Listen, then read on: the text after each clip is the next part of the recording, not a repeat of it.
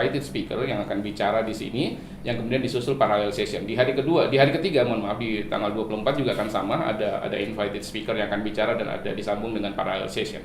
Oh ya Pak, jadi untuk acara ini sendiri, untuk kita mahasiswa dan mahasiswi, adakah yang ingin disampaikan kepada calon peserta atau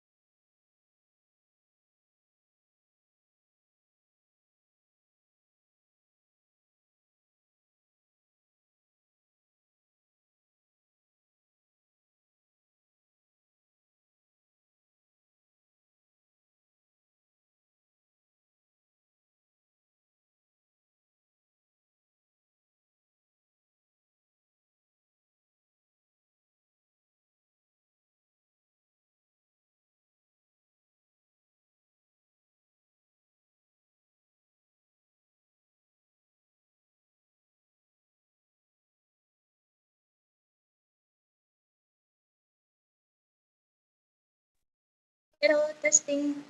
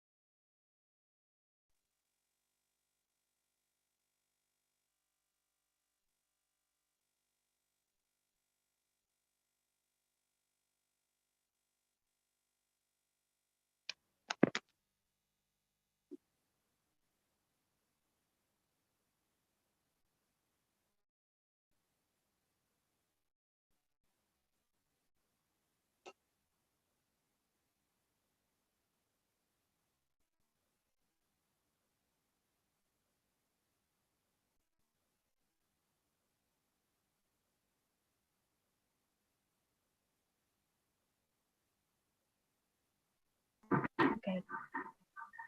Andul ya, andul. Hello. Oke.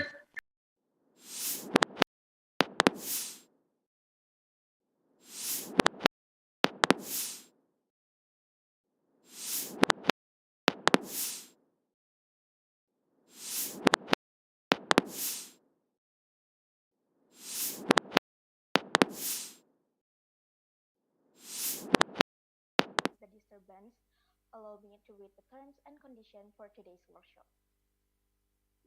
Okay, this workshop will be held through the Zoom meeting platform. The link will be shared one day and 30 minutes before the workshop starts. Second, participants are expected to use their computer or laptop in attending the workshop. Third, participants are expected to join the Zoom room 15 minutes before the workshop starts. Before joining, the participants are expected to change their username using the following formats: name underscore institution, for example, Robi underscore Unhas. During the workshop, participants are expected to activate their camera but still turn off the microphone. In the Q&A session, participants who want to ask can use the raise hand feature and then ask question directly to the presenter by activating the microphone. It is expected for the participant who want to ask to ensure the internet connection.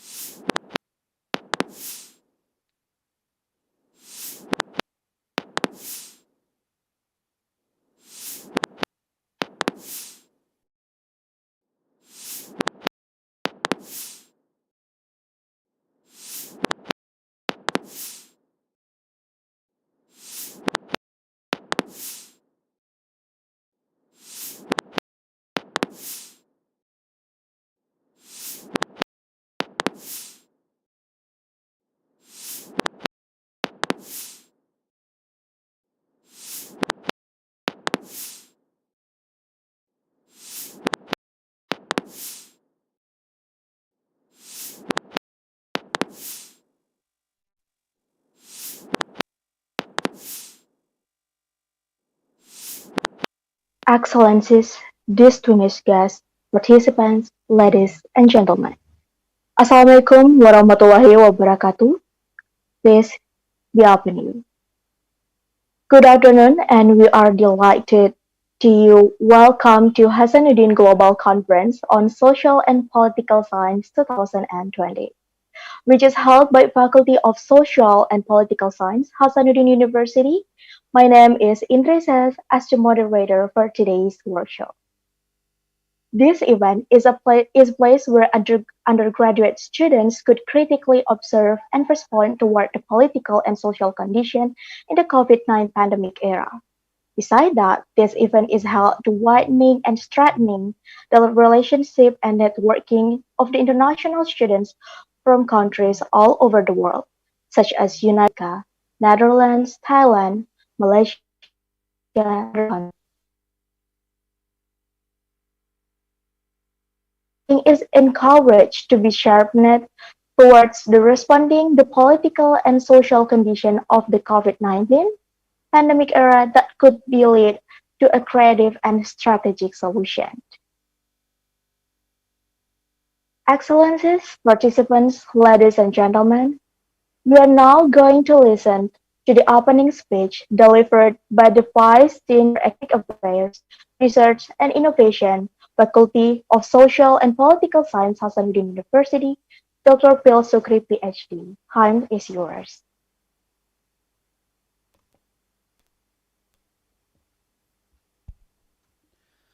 Okay, thank you very much, Ms. Ziz.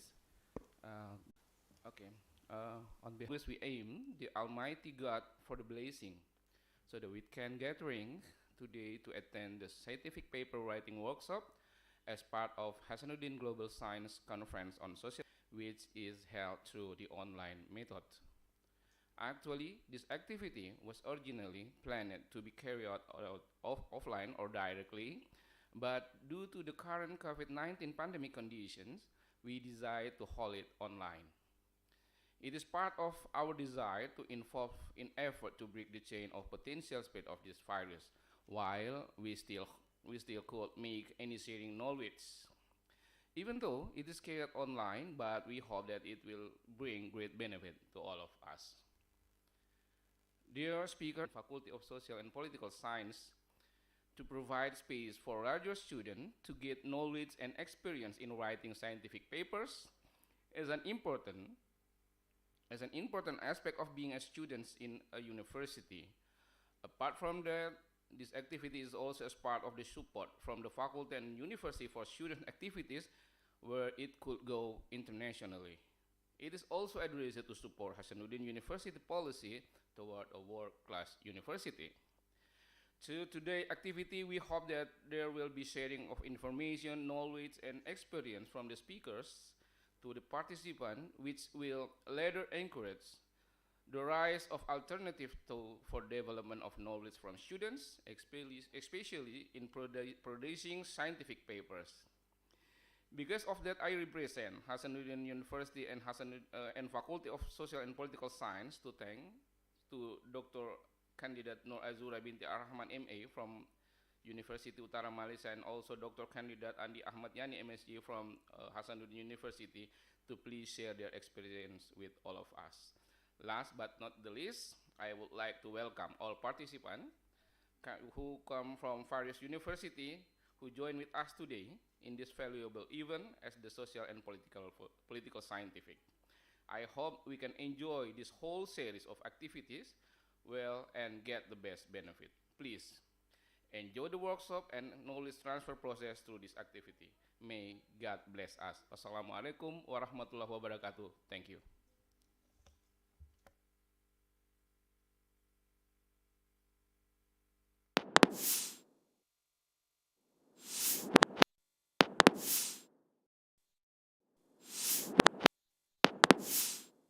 Thank you very much for the welcoming speech, sir.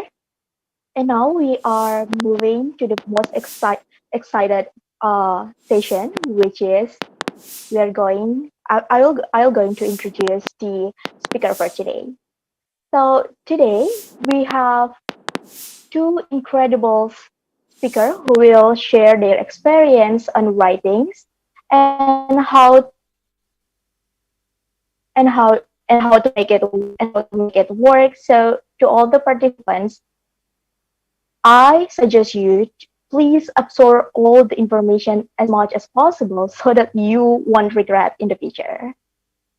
Before the presentation began, allow me to introduce the first speaker of this workshop. Our first speaker is Dr. Noh Azura binti Arrahman from the Northern University of Malaysia. She is a lecturer at the School of International Studies at Northern University of Malaysia, currently a PhD candidate of Bond University, and got her master degree from the Flinders University of South Australia. Time is yours.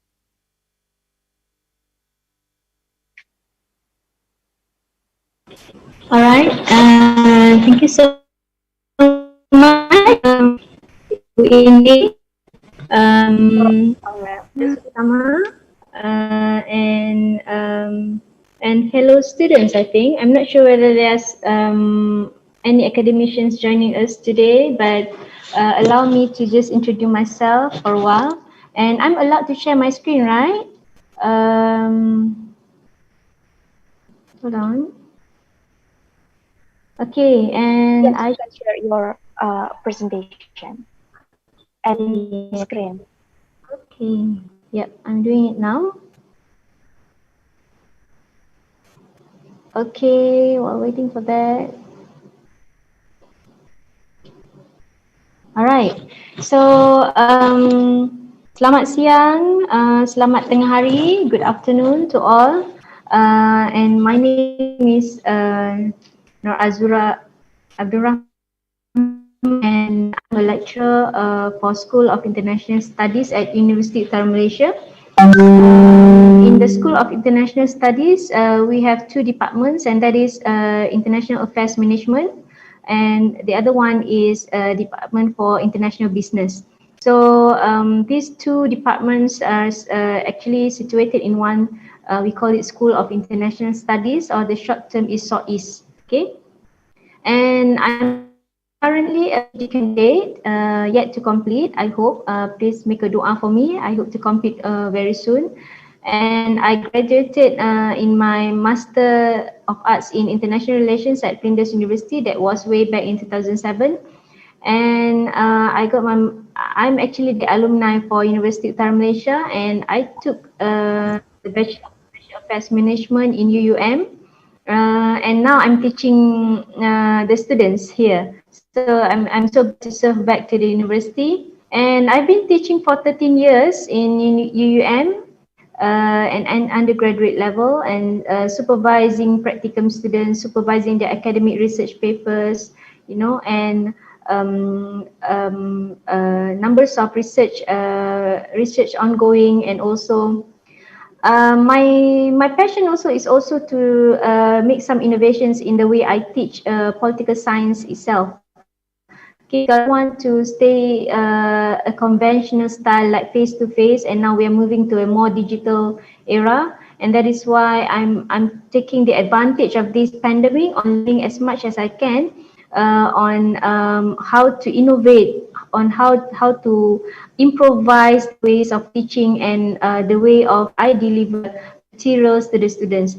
And thank God also that University of Utara Malaysia already prepared a sort of online platform for the teachers and students to get connected.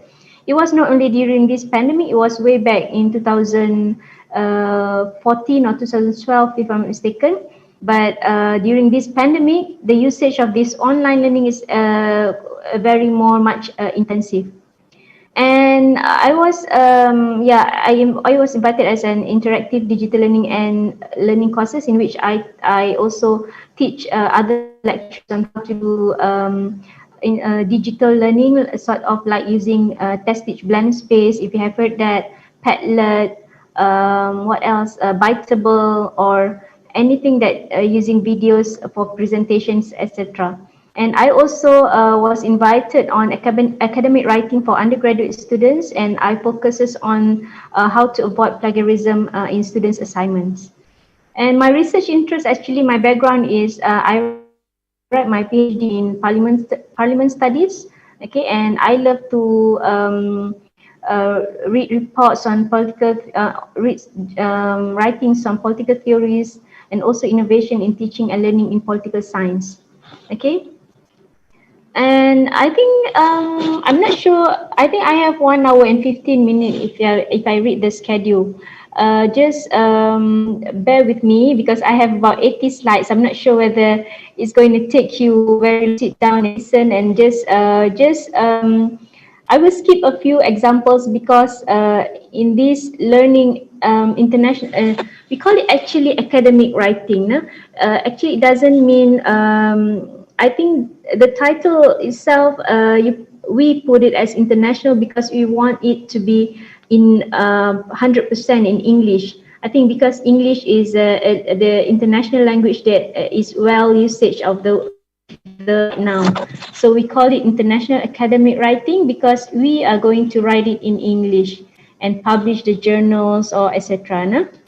Okay, and the aim of the this workshop, I call it a workshop. No, it's not sort like a talk or a seminar because it's not so rigorous as a seminar, and it's not actually a workshop because sort of like we have a hands-on and I see how you do it and how the exercises etc. But let us just put it like a workshop that maybe we will have an interactive question and answer session if you like. Okay, so at the end of this workshop, you are expected to know what, no? Because I already prepared for the slides that I just want to share with you the concept and principles of academic writing. What are the concepts that you must have? The outputs of academic writing, the types, okay, there are types of academic writing, elements of good academic writing, okay, how does it look, a good and a bad, not good but mediocre, no, mediocre academic writing, pointers that you can use systematically to start the process of academic writing, and then there are also strategies to achieve cohesive and logically organized flow arguments, because if you want to write a good academic writing, you must have the points, relevant points that you're going to write on, okay, that must be systematically planned, okay, and then in academic writing produced by non-native English speakers, because we are non-native, no, I believe it, unless you are using English as your mother tongue in your home, okay, if you're not staying elsewhere like in America or in United Kingdom. Okay, and then finally we are if we have the time, we can reach, okay, we can reach to the integration and documentation of references. At this level, I will show you how does usually students fall into plagiarism. They did not notice that they did this mistake. Sometimes they said, oh madam, did I make a mistake there? Yes. Didn't you realize it? No, I don't know, because I just think that I took the words and I used, but yeah, suddenly coincidentally they did the plagiarism. Okay, so we should avoid that, and I will tell you on how we can avoid this plagiarism. Okay, and the first one, let us start on the do's and don'ts for academic writing. Okay, the introduction of what is actually academic writing. Okay, and then we will look at the outputs of the and etc. So let's not waste much time on this, and let us just jump into what is actually an academic writing. Okay, you read novels, right? You read the newspapers, right? You read what sort of writing, sometimes poems, etc. But what is actually academic? What is actually writings? Those are types of writings. But what is actually academic writing? Academic means that it is a style of written expression or prose, how you convey your words, okay? And it utilizes a formal, concise, and objective language, okay? Means that you must say it in short and in words that you're going to use it. You did not prolong the words like, like a metaphor, something like the flowers are very blue, until I see your eyes inside your heart, etc. No, we don't use that. No? That is especially for novels or etc. Okay, that is for creative writing. No? A clear focus or research problem under an investigation. So academic writing must have some sort of investigation. You investigate something, okay, and then delivered in unemotional and impersonal tone. So you cannot involve your emotions there, okay, in your writing. But if you write poems on falling in love or etc., you might want to use some words of like flowers, etc., etc. Okay, and you must use the third person. It's not like I or it's not we. You must use like the researcher or the group of community, etc. So you shouldn't use the word I or we. Okay, and then your ideas and arguments are organized cohesively, coherently, and in structure. Okay, it must be rigorous. Okay, it must be coherent, precise. It shouldn't be so much metaphor or any much of proverbs. Okay, and use of references and evidences to support your claim and arguments. You must have something to support your claims, especially when you do you want to convey statement. So it must be supported with the data or some I can see like constitution if you're referring one. Okay, if which act or which legal constitution are you talking, or which Universal Declaration on Human Rights UDHR, which article did you referring to? Okay, and if you're using theories, you must use this academic writing must portray or use some uses of theories or formula or empirical causes of a given topic. Okay, for instance, if you are talking about something on Plato, on allegory of cave, you want to use what Plato and Aristotle has different ways of seeing people, human itself. Okay, so you must say that okay, Plato is an idealist and Aristotle a materialist. Okay, so in what term? So you should explain both. So what is idealist and what is a realist? Okay, and then adheres to punctuation and grammatical rule. Okay, and you must adhere to that. Punctuation and again means that you must keep on the tone and the each of the sentences and paragraph must be synchronized. Okay, it shouldn't jump here and there. All right, we will look at the examples after this. All right, and then your academic writing must be written for critical and in audience. What does this mean? This means that the somebody who wants to read your academic paper must be someone who are serious about the title that you're on. For instance, if you are writing on fisheries and in an illegal maritime borders, okay, so somebody must then they will be okay. So it's not just like a layman like somebody who are nearby hawkers, okay, or somebody who are not even care of that fisheries, illegal fishing in maritime borders, etc. So I hope that you get my point. All right. Okay, if you see this,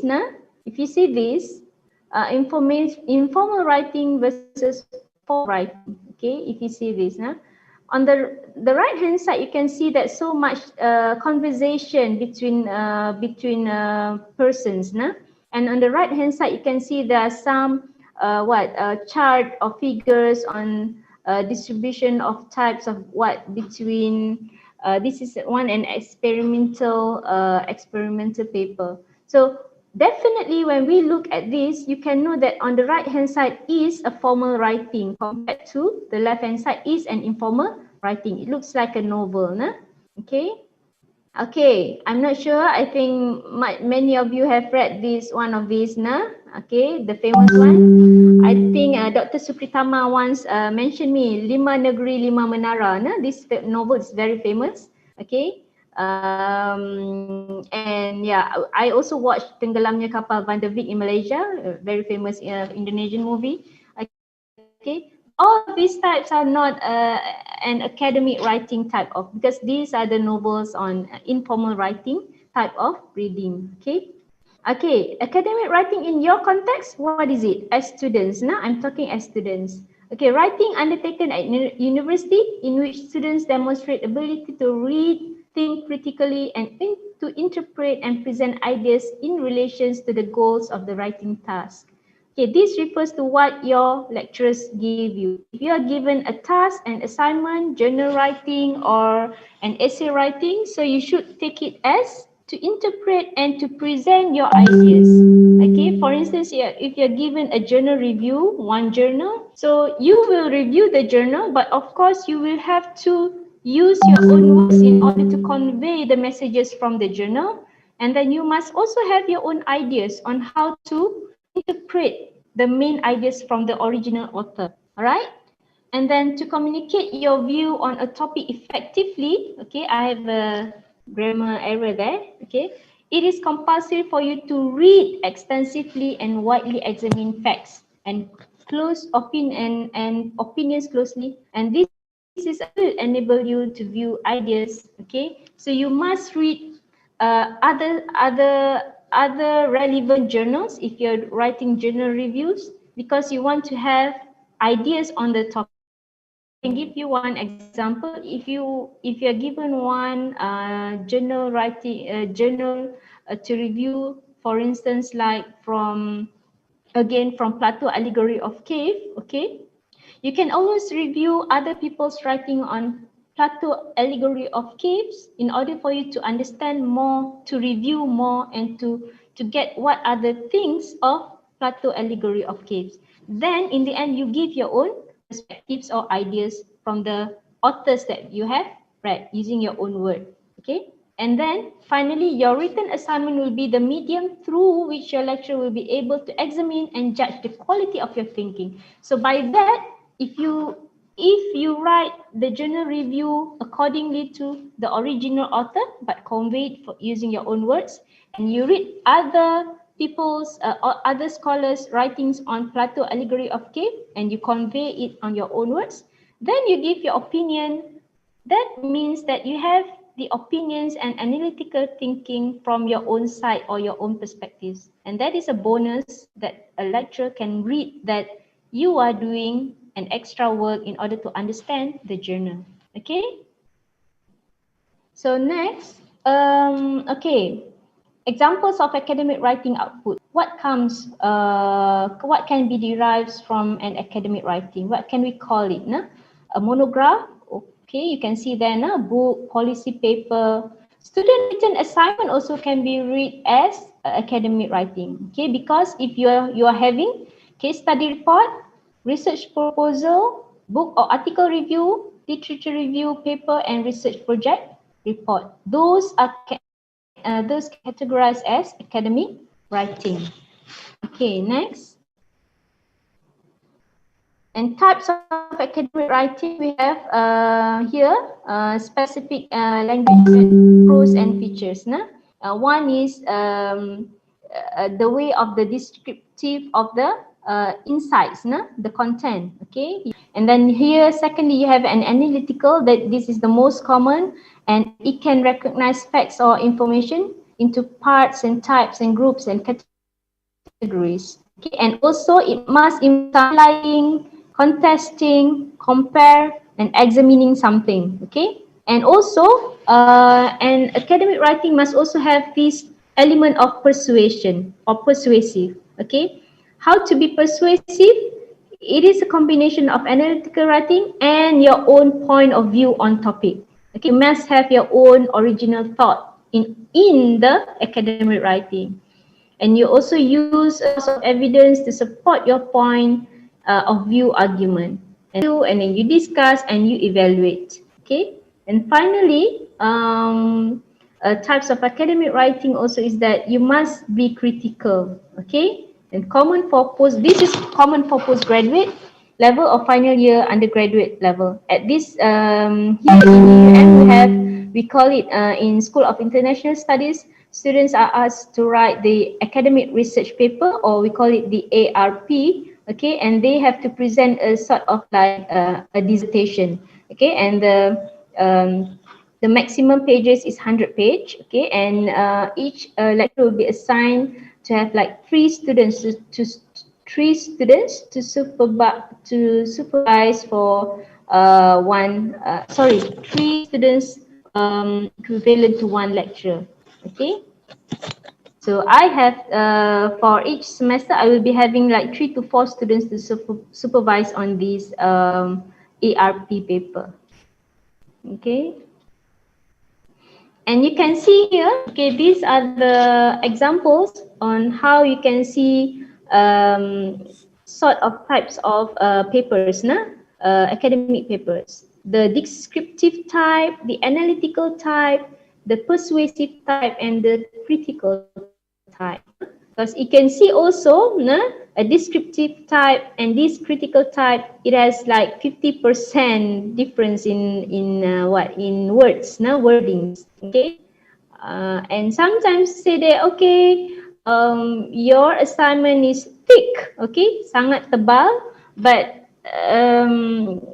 does it matters, and those lecturers say we don't weigh your papers, we don't weigh your assignment, but we weigh the content, okay.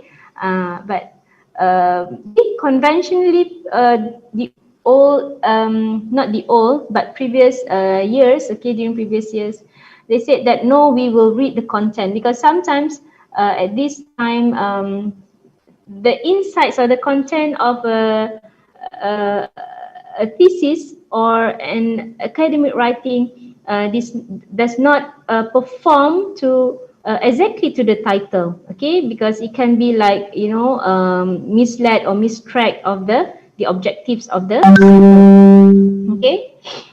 Next, the key components of undergraduate academic research paper. Okay, these are the key components. Key components means that you must have these bullet points in your draft or in your assignment. Okay, you must have this, in order to have to write an academic writing. Okay, these are very essential, and to do a master degree or PhD, if I'm not mistaken, more or less the same. Okay, because undergraduate academic writing also is an exercise for you for this academic world. Okay, in order to prepare you for a good to be a good researcher. All right. Okay. Key elements of a good academic writing. What do you need to have? Okay. Holistic and complete content, persuasive, clear presented arguments and ideas. You did not, fall elsewhere. No, if you have that objective, you must have that clear arguments on what you want to examine. Okay, and then logical flow of relationships between arguments or ideas. This means synchronization of the paragraph. Okay, and then diverse and valid examples, citation and references. You must have that. No? Citations and references, mandatory. If not, the lecturer will just mark a very big and then you must be free from grammatical mistakes and typo error.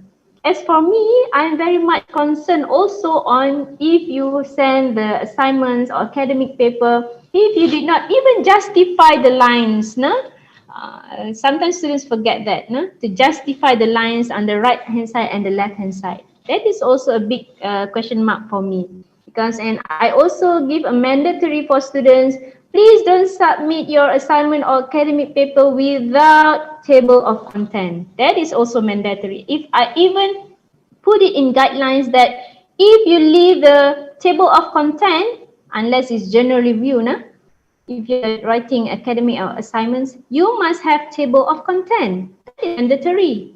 Okay, with page numbers. All right. Okay. And then let's move to clearly identified research. Research scope, approach, and analysis process. What are those? Okay. You need to have that because a clearly identified research framework must have problem statement. Okay, what do you want to settle? What do you see? What derives to that problem? Okay, what makes that problem? All right, and then research questions, and then what from that situation, from that event happening that caused the problem, you must have certain questions to achieve objectives. And then research significant is your research is important enough for the community, and what can you bring along that research after this, okay, afterwards. Okay, then you need a tool in what you're going to use, okay, what you want to base on that research. And then you need to find the gaps, because at times people have done that, okay, but it must be more or less not the same from the previous academic writing you have learned. For again, one example, if someone already researched on the how the rubbish were collected in village A, okay, but you are writing on how a rubbish or management of rubbish in village B, okay, it's not the same, but you are using the same concept or the same theoretical framework, okay, on how to do the research, okay, but still it's not the same because the venues are different, okay. And secondly, clearly identified valid research methodology. What type of methods you are going to use, whether it is qualitative or quantitative, you need to define this very clearly so that the readers can know that, or the examiners can or the lecturers can know this very clearly, okay.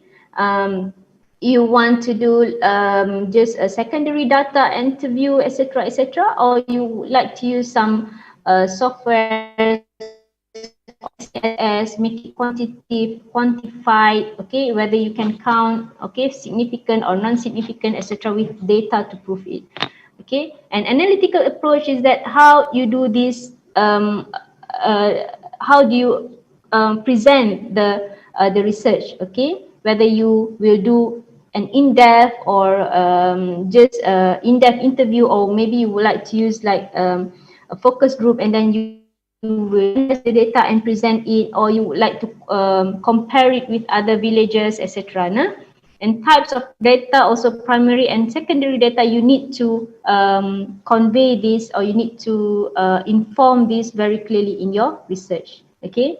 Relevant evidence to support argument and idea, etc. Means that this means that you need to support of each of your statement with evidences, okay. And I'm not sure on how is it, because these are much more, okay, these two clearly identified research framework and clearly identified research method is clearly for the final year student who are doing dissertation.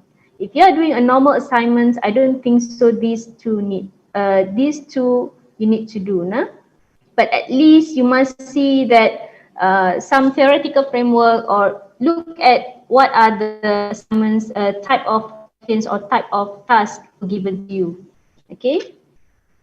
Because not necessarily all academic writing need to have this kind of a very thorough research method and research framework, okay. Tidak semua, nah. Okay, rigor, holistic and comprehensive content. Okay, I do believe that these three types of elements are needed in your academic writing. It's not only necessarily for final year students writing a dissertation, but everybody needs this, okay. Discussion, arguments and ideas must be clear, concise and details, okay. You must avoid giving simple generalization like all people are during this pandemic, all people are very happy and did not feel harm to the virus, okay, did not feel challenged to the virus spread. So it is not a very, it is so vague, so obsolete to do it like that, because you need to support with some evidence, okay. And secondly, you need to utilize various formats of supporting evidence, like you can use table, map, statistic or diagram, or any quotations that you get from, okay. And number three, that you do not simply use only one certain primary or secondary data, especially in chapters of research, okay. Don't simply use, look at it very closely, whether it is relevant for you or not, then you can just take the table, but do not forget to take the quote, the sources from the references, okay.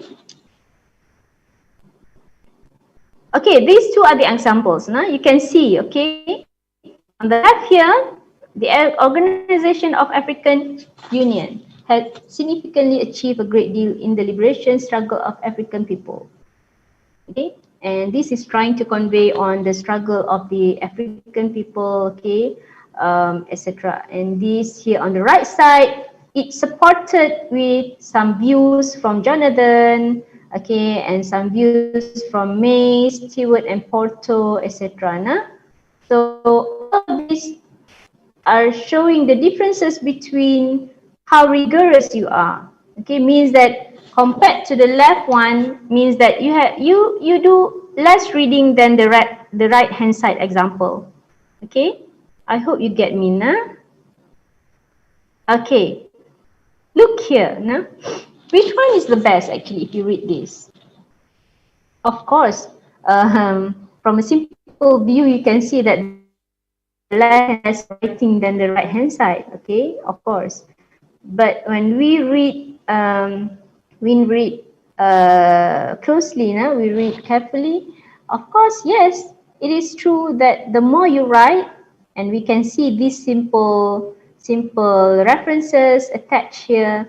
Okay, it shows that you do some extra work. Okay, these are how the lecturers just read your assignment. Okay, if you write and see some references here, it means that you do your work. All right, unless be genuine. Okay, some students they just write the references at the back, but actually no, it's not the correct one. Okay, be careful of that. All right, be careful of that. We know the tricks. Okay. All right, but this one is a very great effort, because it shows that students do more reading than the left-hand side. All right, how to be persuasive arguments, how to make persuasive arguments and clearly presented your ideas. Okay, I would say that actually the main thing is that when you do more reading of the title or subject given to you, okay, but if you did not do the extra reading, you will have your ideas are not going to embark, not going to be fancied or not going to be merrier, tidak meriah, tidak banyak. Okay, the tip actually, I will give you the tip. When you get one title, just do an extra 1 or 2 reading, or if you like, you can do more. Okay, but from that, it can trigger more things to you from your thoughts, okay, from your mind. Okay, and academic writing is about convincing your readers that your argument is valid and truth. Okay, you convince that my ideas, okay, my arguments are valid and truth. I did not start it from nowhere. Okay, it must start from somewhere. Okay, and validity of the argument is strengthened or provided by what? By scholarly works, okay, example of histories, quotation, okay, from other works, okay, statistical data, map, interviews, or process questionnaire survey, okay, and clearly presented ideas occurred when the readers understand its meanings. Okay, this, how do you understand the meaning? When you do the when you do the reading. Okay, an argument should be presented clearly through what? You can present your ideas clearly through well-structured paragraph yang you susun elok-elok, synchronized, concise and formal language, the right language that you're using, okay, and use of correct and accurate choice of word, okay, make it concise and use the accurate words. Yeah, we are not native English speakers, okay. That is why at times you always need to look at the synonym. Okay, synonym. You know that, right? Synonym. So please always check the grammar or the dictionary or the grammar in order to find other words than the word that you're searching for. Okay, that can help you very much on embarking or starting or flourishing your ideas. Okay. Okay, In order to have a synchronized paragraph, logical flow or relationship between arguments or ideas, you need to have a logical flow between arguments or ideas. Okay, you don't jump here and there, nah? Because then your lecturers or instructors would not be understand what are you trying to say, what are you trying to convey, what are you trying to write on. Okay, so it must be from one sentence to another. You pass the baton, okay, and then from one paragraph to another, okay.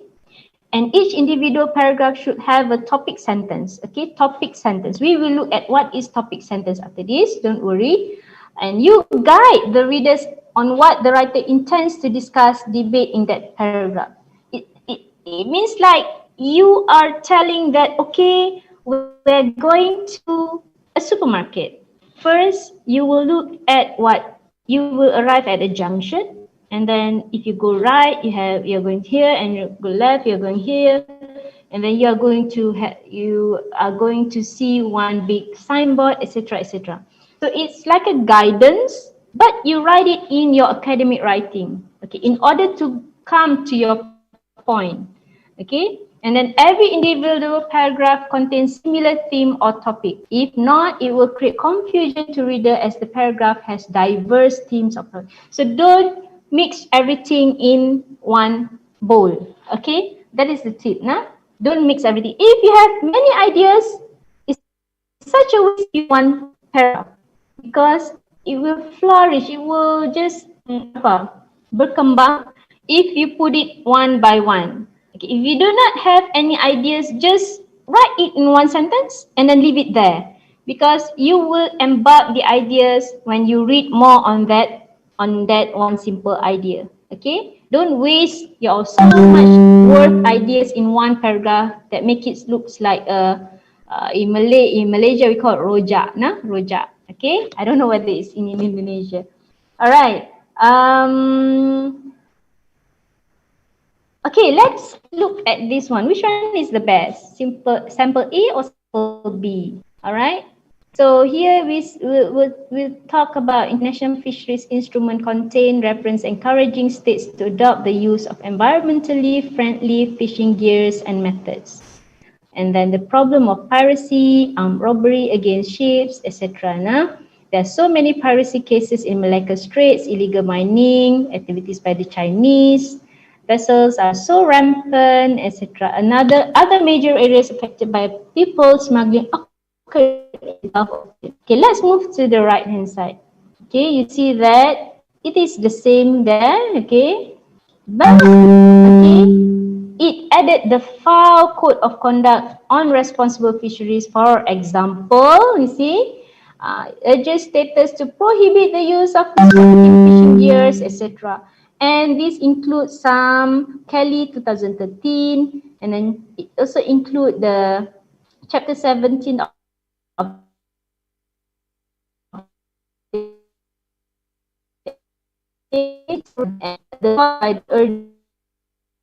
okay, so this academic, the ideas flows are very synchronized to the paragraph itself. You try to convey the topic sentence here, and it embarks and it develops more and more until it quoted in Graham.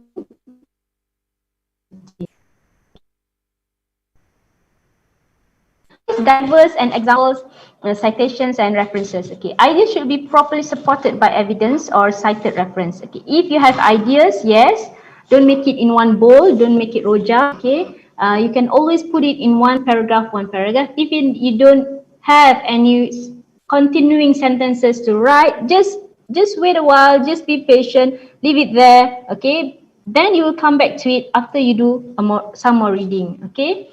You should avoid plagiarism and strengthen your argument. Don't ever try to copy paste the statement. Okay, and you must provide various references format as a supporting evidence. Okay, there are so many various references formats. As a paraphrase a sentence, you just write the name of the person and then the also diversity of reference materials and sources, for instance, like journal, article, PhD, master thesis, book chapter, etc. And easily also, it's just a tip that if you like, you can always use Google Scholar to find any academic writings for your sources. Okay, it doesn't say that web pages or Wikipedia is used. Usually the weightage of how you look for your references are also very crucial. Okay, where did you get your, okay, because Wikipedia at times we don't know who the authors are, and it's not very yes, it's thorough. Yes, I can know it's thorough. Still, you need to in scholarly environment or to just please try to use Google Scholar for previous academic master degrees or PhD thesis, and also journal articles from online sources. All right. Next, okay, this is another example. I think okay, this is in okay. You can also types of how you can use the references. If you want to direct quote it, you have to insert it a block, like a block quotation. Now this is a block quotation. All right. Or if you paraphrase it, you just put it inside the. You paraphrase it means that you change the sentences and then you write it your own words, but you are using his idea. Okay. But you put it inside the paragraph. Okay. And also this one is another sample. Okay. All right. And okay. Academic writing also, you need to free from grammatical mistakes and typo errors. What does it mean? It means that you must always check before you submit. Read it again. Okay. Like me just now, I have one. I found one typo. Okay. My writing. Okay, and copy edit. This is a mandatory for master degree and PhD students. Sentences, structure and phrase must be written in a correct grammatical manner. Okay, don't use because sometimes we speak broken English, and also we tend to write the way we speak. Okay, so it's not right, nah? It's not right. Tidak betul, nah? Avoid confusion and misinterpretation among the readers, and source of annoyance which can affect readers, lecturers. Means that if you sometimes you coincidentally or you didn't notice that you're writing something that you against something, okay, and it's very clear that you write it directly, nah? Okay, and at times you can be seen that okay, this writer is anti party politic or etc. Nah? Okay, but supporting your arguments with other references. Okay, and also avoid using use formalized words, and avoid using OMG, oh my god, laugh of LOL, or don't, apostrophe T, excuse me, didn't, and we and I, because I oftenly found students use can't, CAN apostrophe T, so that is not right, for academic writing. You shouldn't do that. Okay, please avoid that. All right, next, okay, this is just a simple analogy, writing a thesis or written assignment is akin to being a tourist guide, like I told you just now. You must be clear and precise on where to bring your guests. Okay, you need to guide your clients by mentioning the tourist site, elaborate, and the significance of the site with the support of evidence and explanation. You must have that. So imagine that you are a tourist guide. Of course, you will do the homework before you bring your guests, isn't it? So you are paid to be a tourist guide. So you must always study beforehand. Okay, if you have a site visit to where, to Bandar Makassar, okay, of course you will do the research and do some points and know where, and even some extra hardworking tourist guide will visit the site beforehand, before you bring your own guests. You must be there first, in order to know the place, right? And a written assignment should be a product of a systematic rigorous research and writing activities. So you must always be systematic, rigorous, and you must plan the writing activities. Nah? Without this, you would not be able to present or produce one clear academic writing output. Okay. So as far as I'm concerned, now I'm almost 40% of the presentation. Anyone has a question, or may I just proceed, Miss Moderator?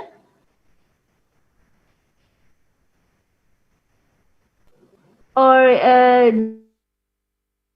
they chat? Is it? Well, according to the schedule, basically all the participants have a chance to give their Q&A session, but later on after you finish your presentation, All ma'am. right. Is that okay? All right. Thank you. Yes, that's okay, Miss. Thank you. Okay, I'll just. Yeah, you're welcome. So, what is a coherent writing as a prerequisite elements for good academic writing? So, prerequisites means that you must have these elements first, then you can be able to produce one good academic writing. Okay, that is a prerequisite. Nah? Without that, you will not be able to do it. Nah? And okay, let us look here. Coherent writing, concepts and strategies. What do you need to do? Okay, first, your ideas and arguments are organized or presented in a logical manner or flow. That is mandatory. No? You must take into consideration that it must be presented in organized and logical. Secondly, your readers and assessors, or me, lecturer, or your lecturer or instructors can follow your line of thought. Okay, when they read, they can follow the story easily. Okay, what you are trying to convey in your writing. And how to achieve logical flow of argument? First, you create a topic sentence for each paragraph, okay, in order to guide the readers on what the writer intends to discuss.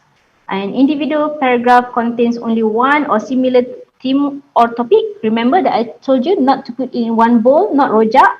Okay, and a paragraph with so many themes or topics create confusion to the readers. So you must have these three things in order to write, to be the base or the pillars of academic writing. Okay, remember, ideas, argument must be presented in logical manner. Your reader can follow you one by one, your line of thought, and then it must not be in roja, okay, and it must be in one paragraph, one idea, okay. And then benefits of having that, okay. If you are writing coherent, benefits of writing coherent, what you get from that, okay, if you're writing it coherently. You can confuse readers, okay, it makes easy for the readers. You can have a clear, smooth and logical flow of narration, your storytelling, okay, and you are convincing your arguments, okay, when you have it paragraph by paragraph and when you support it paragraph by paragraph, so you are convincing your statements and then you will fulfill the expectation of the whole paper, okay, your academic paper. It's very neat, very tidy, okay? Okay, I think everybody knows about the Seven Dwarfs, Snow White and the Seven Dwarfs. See how the Snow White storytelling effect with steroids. Steroid means how does it, how does it easily, the flow of the narration is very beautifully done. No? People can easily understand. Alright, okay. This is what we know, right? This is what we know. A, B, A until F. No? The Snow White lost her mother, Snow White's father married, and then I had a stepmom, Snow White, and then found this seven dwarf, and then the stepmom found her and then gave her a poisoned apple, and she fall asleep, and then come a handsome prince, and then they live at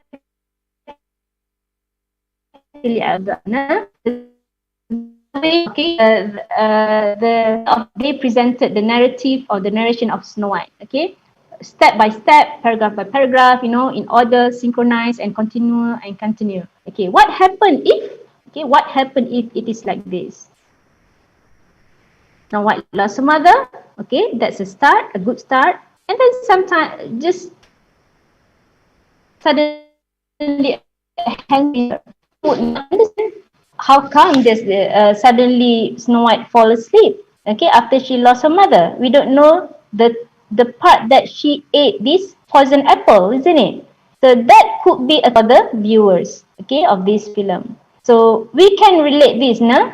If you did not go paragraph by paragraph in order to understand this, we don't know suddenly when after Snow White lost her mother, she just fall asleep and never wakes up.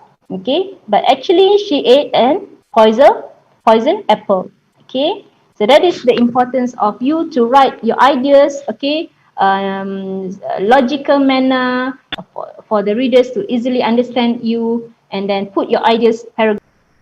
All right, and then okay, what are the tips to write coherent?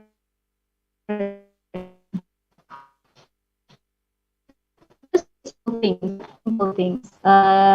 You have a plan, your strategy. You must outline your written draft. This is a mandatory for me. For me as an instructor, a lecturer, I always ask students to send me the draft. Okay? And please take this opportunity. If your lecturers invite you to send you a draft, please do so. Please do so because this is once in a lifetime for the course or for the semester that the lecturer wants to read your work beforehand. So you have the opportunity to be corrected before not certain. Okay, and then you create a topic sentence for each of the ideas. Okay, that is number 3. And then number 4, adopting one paragraph, one theme. Okay, not in rojak. Okay, and then using transition that like if, never, and, thus, etc. Applying pronouns, we will look that after this. You are utilizing indicators, and then you edit the whole academic writing. Okay, you edit the whole piece of your writing. Okay, let us look one by one on how to do the pre-writing planning. Okay, process of phase or what is actually pre-writing planning? Okay, it is a process of phase or for outlining, reviewing literature, collecting data, okay, analyzing data and writing, editing your written assignment.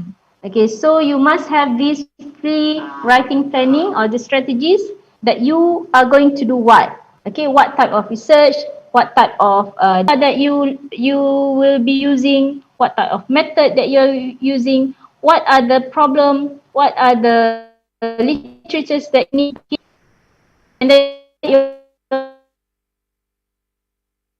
dates always, of course, instructors always have the due dates for students to submit their assignments. Okay, and then you also need to have allocated time frame to complete the task. Okay, always put a week before the due dates that you must complete your task so that you can give your final draft to the instructor for them to read. Okay, I hope that, yeah, for me, okay, as a lecturer, as an academician, I will never reject any draft from students, okay? And even sometimes 3 days before due dates also, I still accept to read the draft, okay? And 3 days before due dates also, I still accept to read the draft, okay? All right, next, benefit of pre-writing planning strategy. Okay, what will you get if you plan your work very carefully? Okay, are there any benefits? Okay, it will be enable you to be more knowledgeable about the topic. Okay, because you are going to work to read, to do some investigation, adequate time to acquire, understand, organize, and write about ideas and arguments. You will be having more ideas and arguments. Don't ever wait to discuss this with your friends or your lecturers in class. Okay, if you have ideas, just throw it out. Don't keep it to yourself. Please discuss. Because I know that these times, these generations, they like to stay in their room, use their gadgets, etc. They are more indoor type of person. But always you take the opportunity in try to throw out your ideas. Okay. And you also have ample time to edit the thesis draft. So when you do the planning, you have the ample time ample time to make corrections, make some improvements, okay? And allow you to have luxury to discuss draft with your instructor or lecturer, okay? If you have the planning, your Gantt chart, and you can comply with the lecturer's requirement, etc. If the lecturers give you some comments or some amendments, you know, and then avoid last minute work. Okay, time constraint, especially for foreign students, nah? For us who are non-native English speakers. All right, there are so many benefits here if you have this planning strategic planning for your assignments. Okay, this is one example of the Gantt chart I can share with you. And what is this? This is the paragraph structure, nah? An example, nah? An example paragraph structure. Okay, I think you always almost got it correctly. I think, I'm not sure, but as a university student, we always practice this kind of paragraph structure. Okay, you must always have this topic sentences of controlling ideas, and then you must support with sentence 1, supporting sentence 2, and then you must conclude with concluding sentence. Okay, you can with hence or thus, okay, or all in all, you know, those are the concluding sentences starters, we call it, nah? Okay, outlining written draft. Why do we have to have an outlining written draft? Okay, so it can organize your thought or logical flow of your ideas or arguments. I use the word rojak. Flow, how to line of main argument or ideas. Human outline 1.0, 2.0, 3.0, okay. You must have that, nah? And then there you must also have this heading and subheading, okay, in Microsoft document. Okay, it's always helpful because Microsoft documents nowadays are very you know, canggih, very technology and very advanced. I said subheading 1, subheading 2, you know, you can edit it there. Okay, not during my study time. I have to do it manually, and then, you know, until my eyes are turning red, and you know, so many hard work that we need to do in order to do this outline. But nowadays you can just use make use of the Google Words, Google Documents.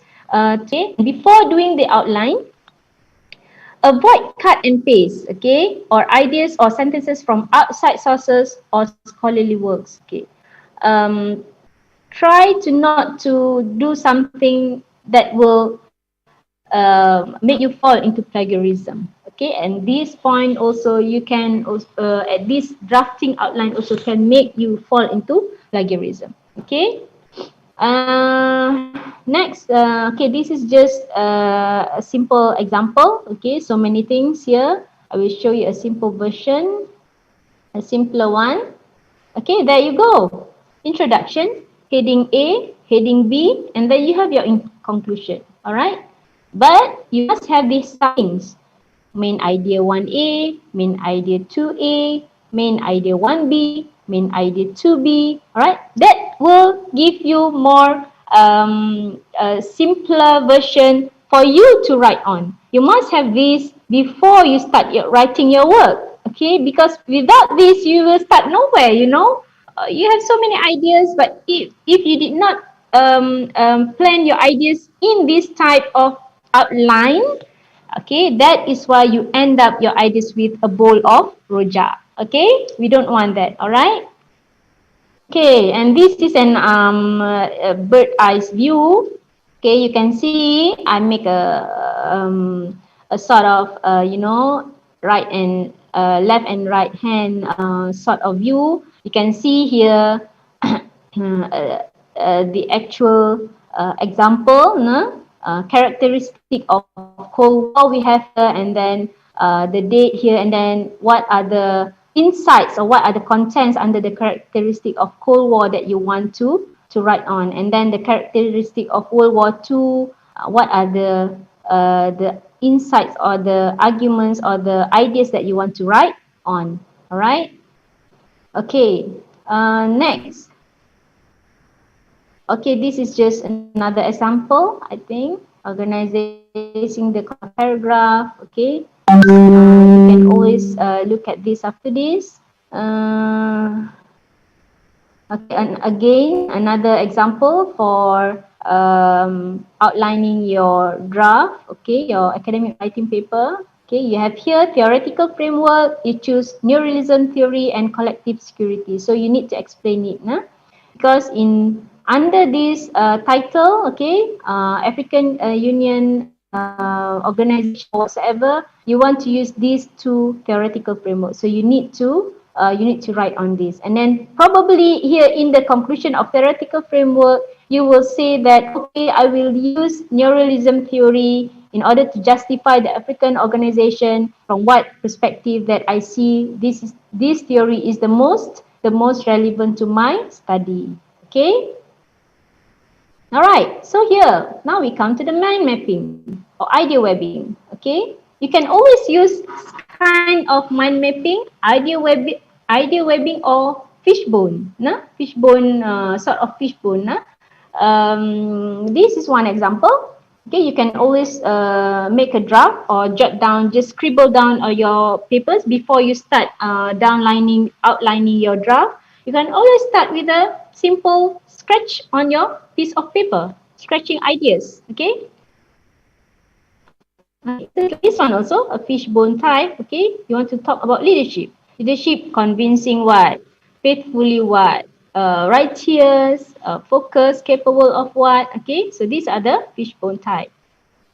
Okay, now we are getting to the creating a topic sentence. I think we still have time, right? Okay, we have about 18 We still minutes. have about, yes, 18 minutes. I'm not sure whether I can reach to the end, but yeah, I will just try to time limit. Okay, thank you. Okay. So number 3, how to create the topic sentence. Okay, it is also known as controlling ideas. Okay, because we as human at times we think so many things at one time. I think everybody experienced this, no? Especially during the digital time. Okay, we read too many things, we see too many things, and at times we thought so many things and what am I thinking now? I'm thinking so many things at the same time parallelly. Okay, and sometimes people cannot manage that and they will turn to burn out. No? Burn out. May feel depressed, etc. Okay, so this is just a training for you to let it go one by one. Okay, in your academic writing. Nah? I would not speak it about life. Okay, because life also, yes, we also have so many thinking at one time. But let us just focus on this academic writing.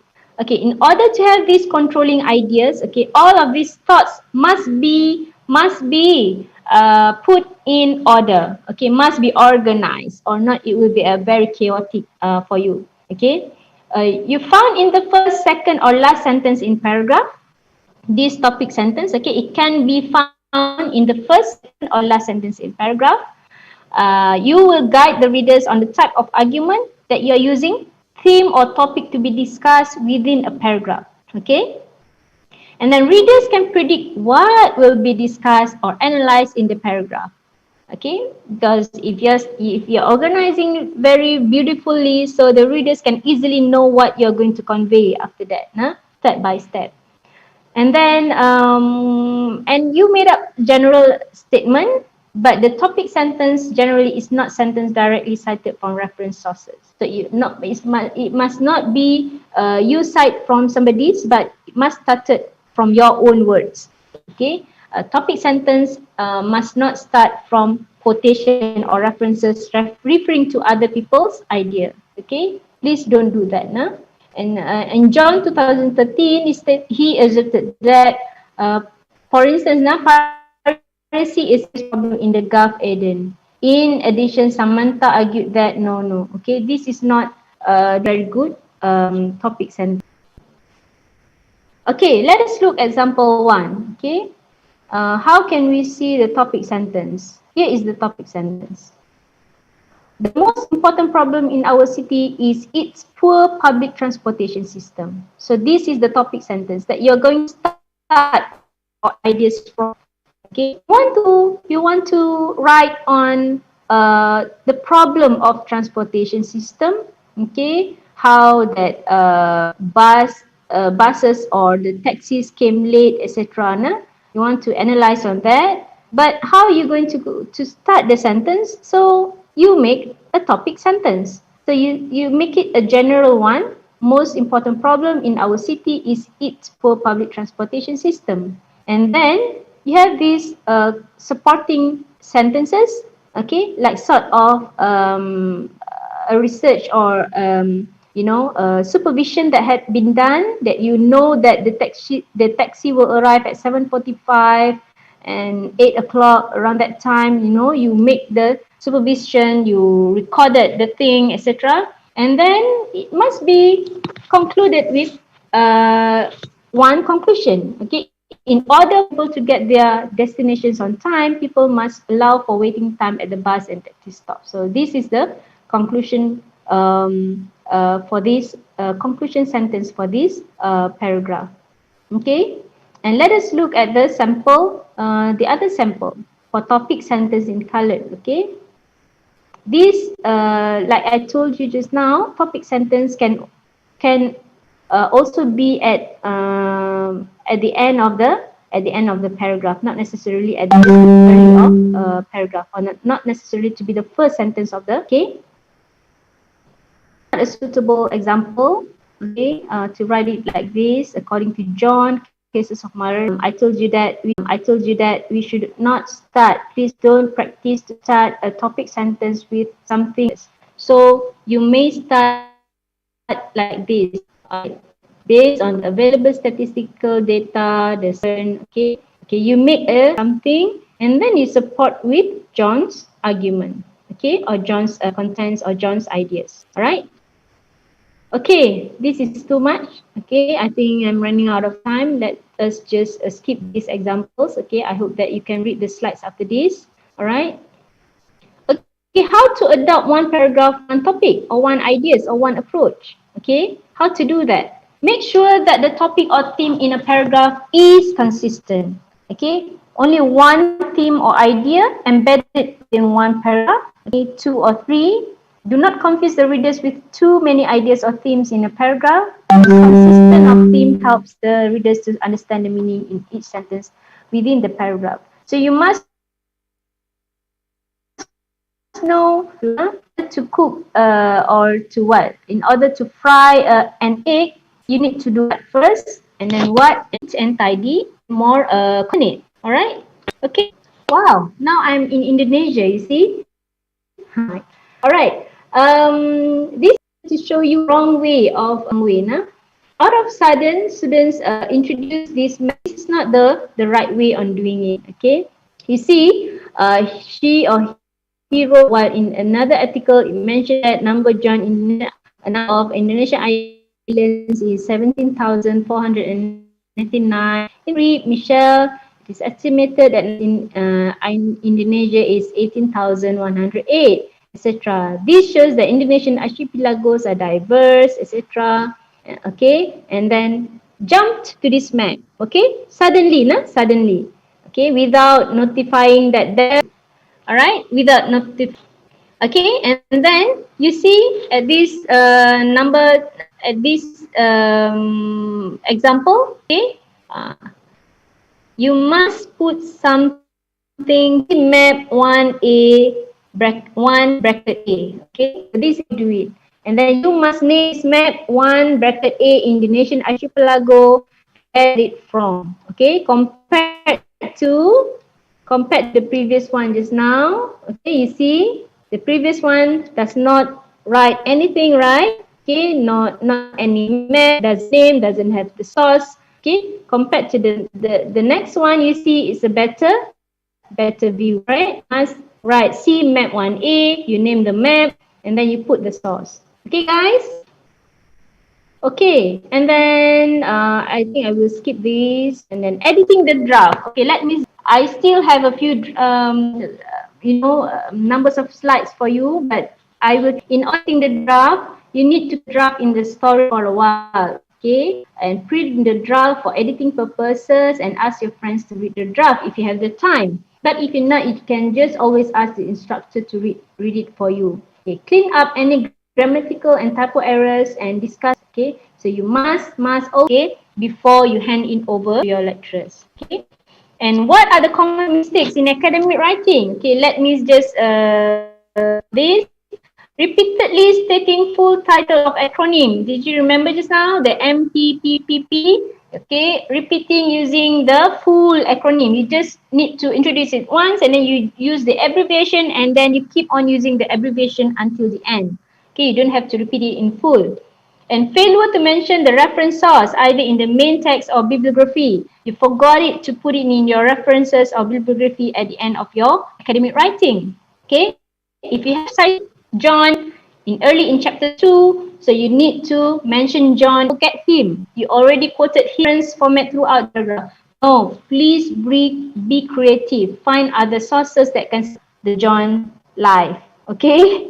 Please, of course, definitely there will be other scholars writing on, for instance, fisheries in illegal maritime area, etc. Nah? Topic sentences is missing in each paragraph. So you must have these topic sentences in order to guide your readers. Remember? And numerous topics of Okay.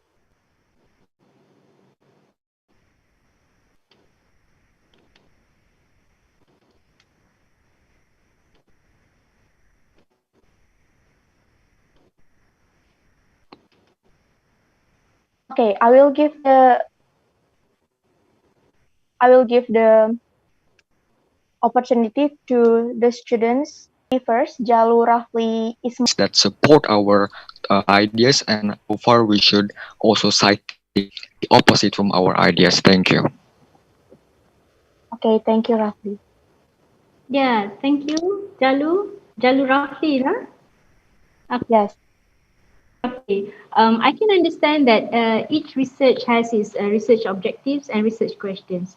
So as far as I'm concerned, if you have your research objective, then you can develop your research question, okay? And from that research question, then you your points or ideas in order to achieve your objectives. The main ideas of academic writing is that you achieve your objectives, okay? That is why object. Sometimes from these objectives, from one objective also can derive or can produce three research questions, okay, in order to achieve that. All right. So from my point of view, as long as you answer your research questions and you reach your objectives, it is always sufficient to do that. Okay. You can feel it. Okay. You can feel it whether you already answered your research questions. And when you answered your research questions, make sure that you achieve the objectives. Okay. So that is how it related to one another. Okay. And if it is opposite from your research objectives, of course, we as academicians or scholars, or we as we are always in the process of learning. Okay, I can understand that. Me myself also have sometimes when I read and I find something interesting to write on, but I think that is not necessary to be input in my writing. Okay, but where can you put that? You can always put that, make it short in your footnote.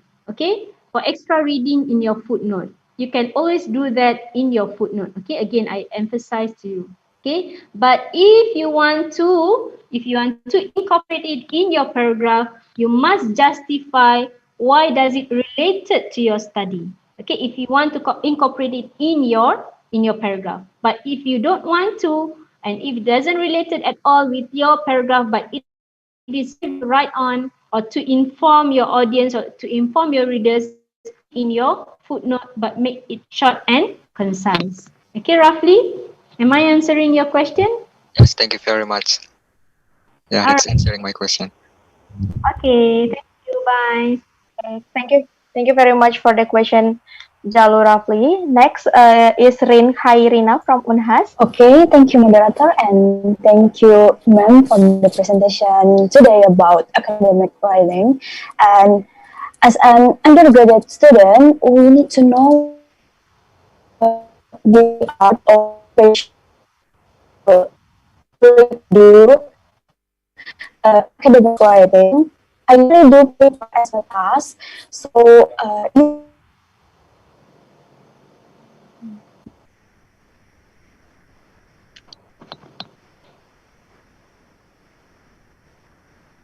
We cannot. I can't hear you very well, Rin. Rin, are you there? Or Indri, if you can yes, read the question. I can't hear her well. I think she has audio problem. Yeah. Okay. Okay. I think Rin is also has a audio problem. Well, we will hold Rin question first, I think, to make it more efficient. So I'm going to move to Anissa Apriliani. Okay. Is All that right. okay? Anissa, time is yours. Okay. Thank you so much for Miss Indri. Thank you, Miss Azura, for your very insightful presentation on academic writing. I'm sorry, due to unstable connection, I also cannot turn on my video properly. But my question would be, along the way of academic writing, sometimes we are facing the condition where we have to write collaboratively with other writers as our colleagues.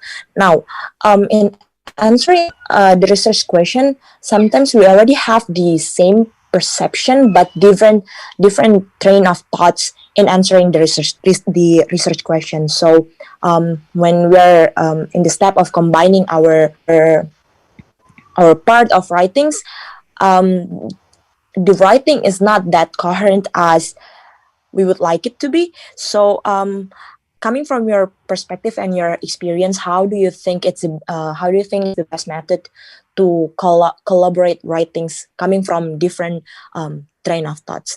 Thank you. Hi, Anissa. Thank you so much. That's a very interesting question, and I found it very challenging as well because I'm marking students' assignment. I think for this challenge, I call it challenges, no? To work in group, right? So yeah, it's such a wonderful way of so many interpersonal skills that you are going to gain from group assignments. Okay, you're very lucky if your friends keep on sending you updates or keep sending you the final works to be compiled to submit for the lecture or lecturers. No? You are very lucky if your group mates still responding, still attentive to you, and still doing his or her order to commit to them. Okay, you're Azura. Okay. Okay, I think Rin is already back with us and perhaps already her problem technical problem too. So Rin, the time is yours.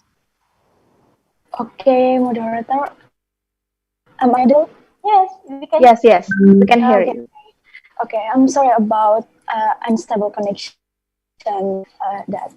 So about my questions, I usually do my paper as my task. You already mentioned several things about how to put an idea into a sentence or paragraph. But sometimes we need an argue or ideas, but we can put it into a word or logical flow in our paper. Then my question is how to increase logical flow and our arguments or any ideas and combine it into a good paper.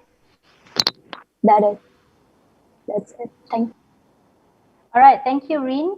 How to construct? I think the question was how to construct your ideas into a logical flow. Was it? Yeah, thank you, Yes. ma'am. So on the first hand, I think you need to have like a fishbone mind map. Okay, that would be very helpful. You can always do the fishbone mind map. For instance, if you want to settle one analogy of I can give you, if you know Plato allegory of cave. I love to use this as an example. Allegory of cave and the relevance of his idea in the 8th century. Okay, still logic or not. Okay, if you have that idea on how to write Plato allegory of cave and his idealist version of human in his era comparing to this era. So then you will have a mind map sort of fishbone. Okay, first you need to have a of course you always start with definition. Okay, operational definition. Plato, of course, you will have to write who is Plato and always start with the question 5W, 1H. You know that, right? How, when, what, where. Okay. Okay. Always start with that definition and then how, when, what, where, when, how. Okay. And then you will start with that definition. Secondly, you will come to your ideas that what is actually allegory of cave. Okay, that is again W question. What is allegory of cave? Where that is derives from? How does it start?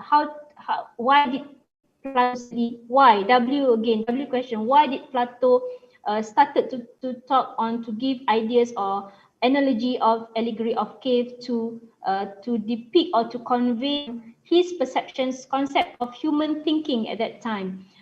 Okay, allegory of cave showed that people are sometimes stubborn, ignorant. But if they did not stubborn, if they did not ignorant, they will be self-rule. Okay, so there are three types of people coming out from these ideas of allegory of cave. So these are the concepts that you need to have that sort of fishbone, and then you will outline it with subheadings. Okay, you will determine which one is important to be the heading and which one is important to be the subheadings. Okay, and also if you have this fishbone, you have so many small bones, right?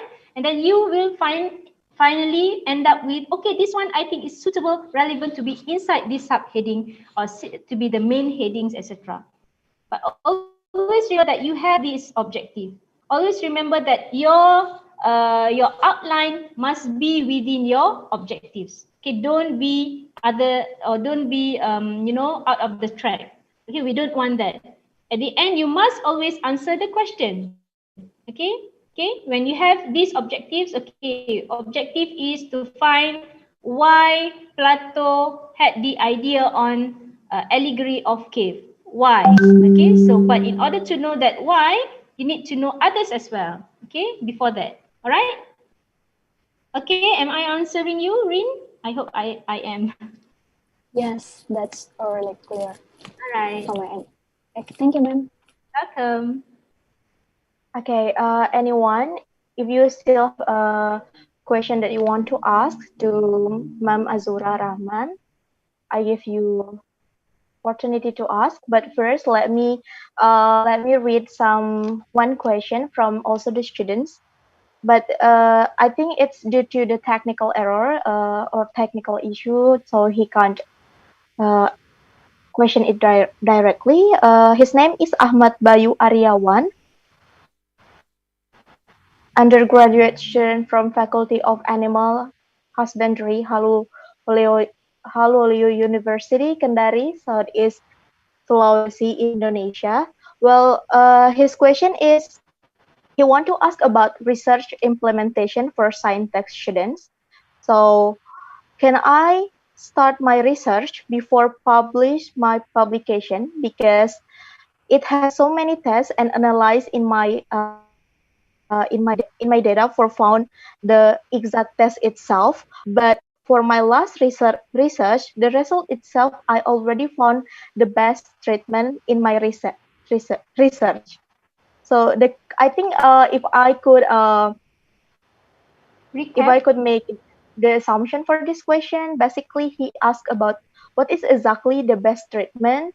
Uh, is it possible for him to publish? Is it possible for him to start his research even though he's not going to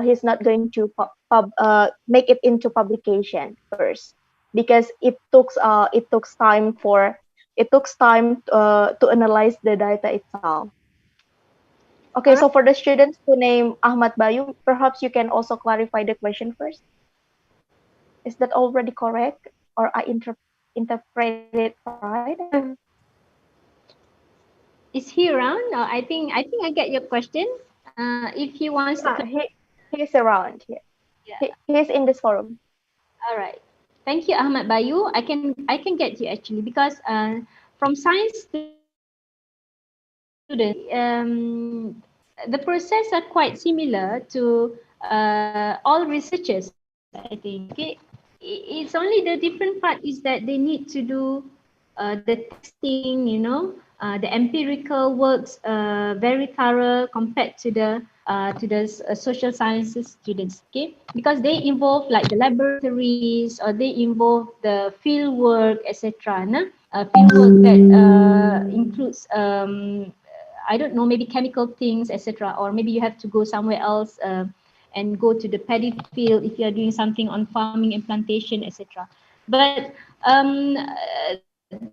the simple thing to do that the standard of procedures I can say the SOP is the same, that whenever you want to publish something you need to do an empirical work or an examining something before you publish to a journal publication. Okay. Confident enough, maybe, or well, the question is about is when it comes to undergraduate students, basically, when we start to write, especially international, for the international papers, some of the students have low self-esteem because they're not really understand what is the good point that they can put into their papers. So this is about the confidence on how to make good paper itself, because sometimes perhaps when we still undergraduate who just graduated from the senior high school, they really have no idea how to start. So according to Miss Azura, what do you think is the best way to start as a very very beginner in order to write a good international paper? All right. Thank you, Indri. I think from my perspective, it is not about it is not only about your self-esteem, because self-esteem considers you to psychologically and mentally strongly. You have the ideas on academic writing if you have confident if you are confident enough to write. Okay, what derives this confidence? Okay, what makes you confident? All right. Of course you will be confident. Okay. Okay, let's not answer this directly. Okay, if Indri you want to go to supermarket, okay, during this pandemic, okay, what would you do before you move out from your house? Okay, what would you do before you go out? Your attire, isn't it? Yes, And not forgetting your face mask, isn't it? yes, yes. So those are the preparations in order for you to make confidence for you to go to the supermarket to buy your groceries, etc. Okay, same goes to this, writing an academic paper. You need to be confident enough by what? You need to have preparations. What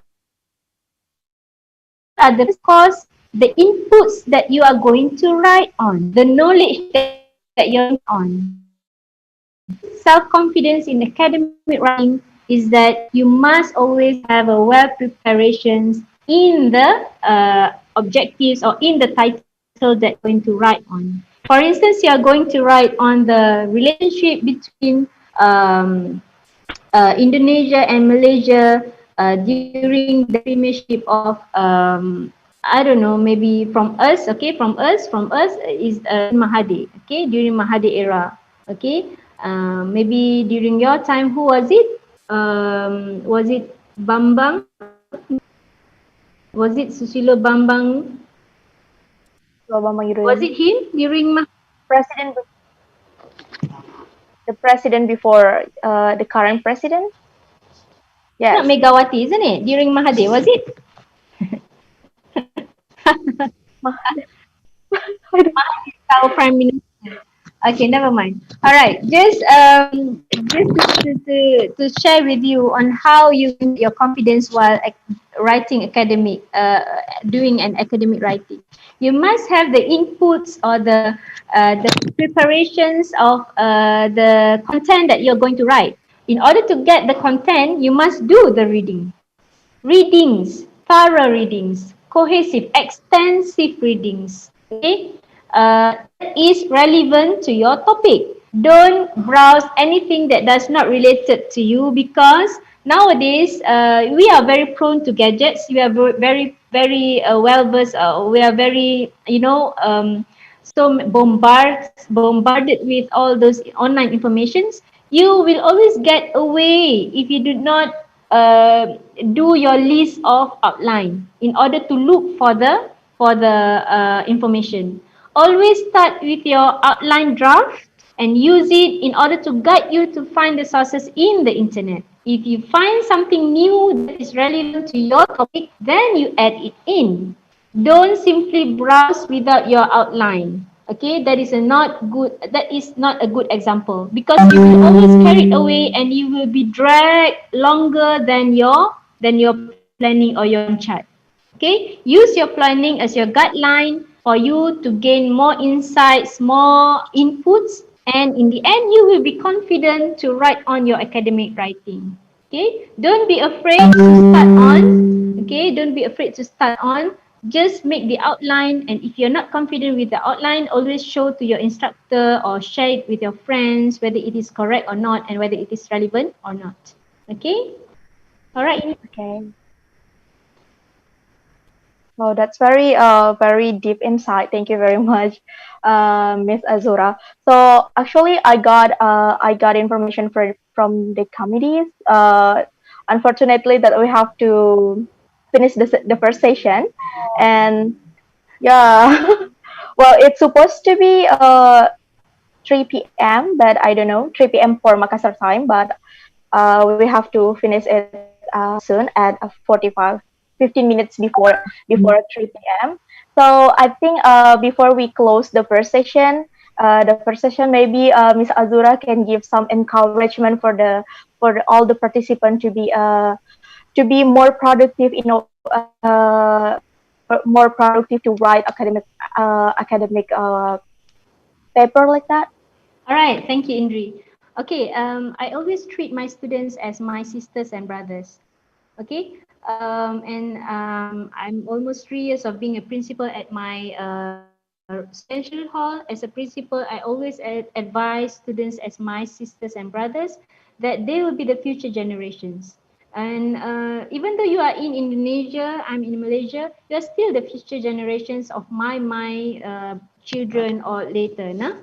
So we should take care of each other and advise accordingly to what we feel for our generations, be it wherever you are. Okay, so and as an advice for youth and youngsters nowadays, yes, you are very fortunate enough to have those gadgets. You are very fortunate enough to be you have the online sources wherever you are. And even I saw one video, one short video animation from my student that she said in 2 years coming, she'll be graduating and then she will be on the stage to thank Wikipedia, to thank Google, to thank what else, and not thanking the lecturers at all, because nowadays they said that they learn so much from Google and Wikipedia.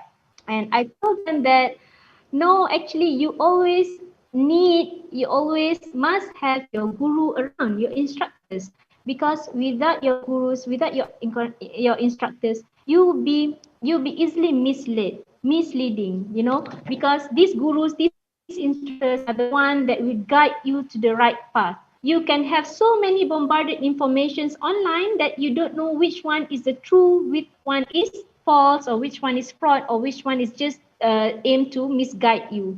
So we, the instructors, we, the academicians, are the gurus that will always help you to the right path in order for you to graduate, or in order for you to develop as a good human being for the future generations.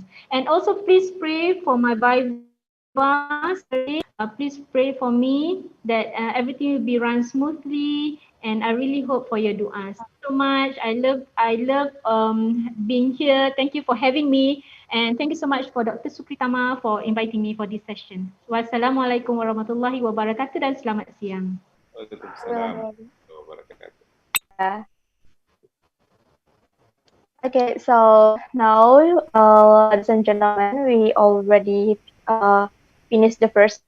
So to all the participants, we are asking you to re-entering the room 1 hour later, which is we are going to start. We are going to start the second season for this workshop at 4 p.m. Makassar time. So I hope all of you guys can be on time. Thank you very much. Assalamualaikum warahmatullahi wabarakatuh.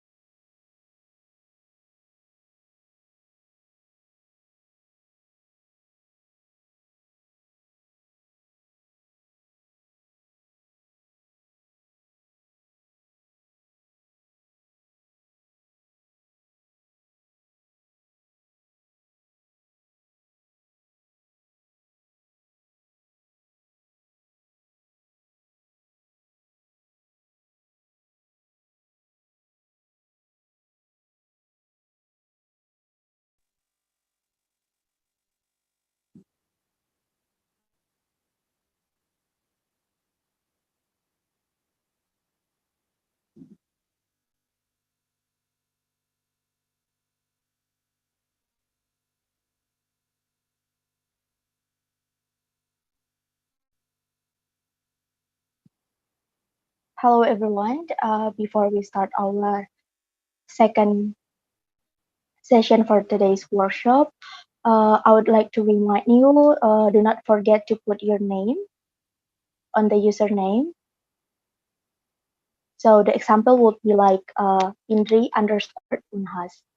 So your name and also your institution. Thank you.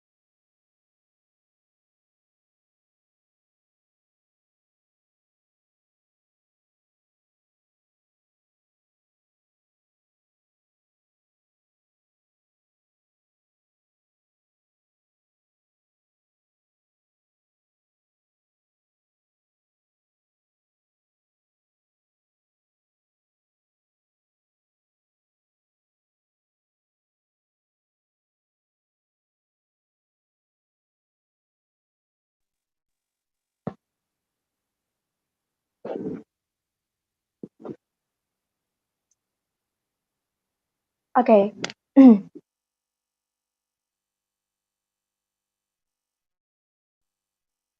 Assalamualaikum warahmatullahi wabarakatuh. Good afternoon, ladies and gentlemen, and welcome back. Welcome back to Hasanuddin Student Global Conference on Social and Political Science 2020. So today we already on our second session of this workshop, but before that, um, before we invite the second speaker, allow me to introduce him first. So our second speaker is Mr. Andi Ahmadiani, SOS MSE MPA MSc from the University of Hasanuddin, Makassar. Mr. Andi Ahmadiani is a senior lecturer at the Department of Administration Science, Hasanuddin. Currently, he is a PhD candidate in political science in University, Netherlands. He received his Master Science from Utrecht School of Governance, Utrecht University, Netherlands in 2013, MPA from Public Administration Program, University of Hawaii at Manoa, USA in 2010, and Master Science from Graduate Program of Demography and Human Resource Development, Hasanuddin University, Indonesia in 2005. His research is always interest focused on governance. Ladies and gentlemen, this is Mr. Andi Ahmadiani. Time is yours. Thank you, Henry. Good afternoon, everyone. Thank you for the committee for inviting me Good, sir. a great event, and thank you for all of participants. Yeah, allow me to share my slide. So yeah, actually, I already attended the previous session, and I heard that some of the content of my presentation is actually already discussed. So in my sessions, I will probably more dialogue and discuss with all of you guys.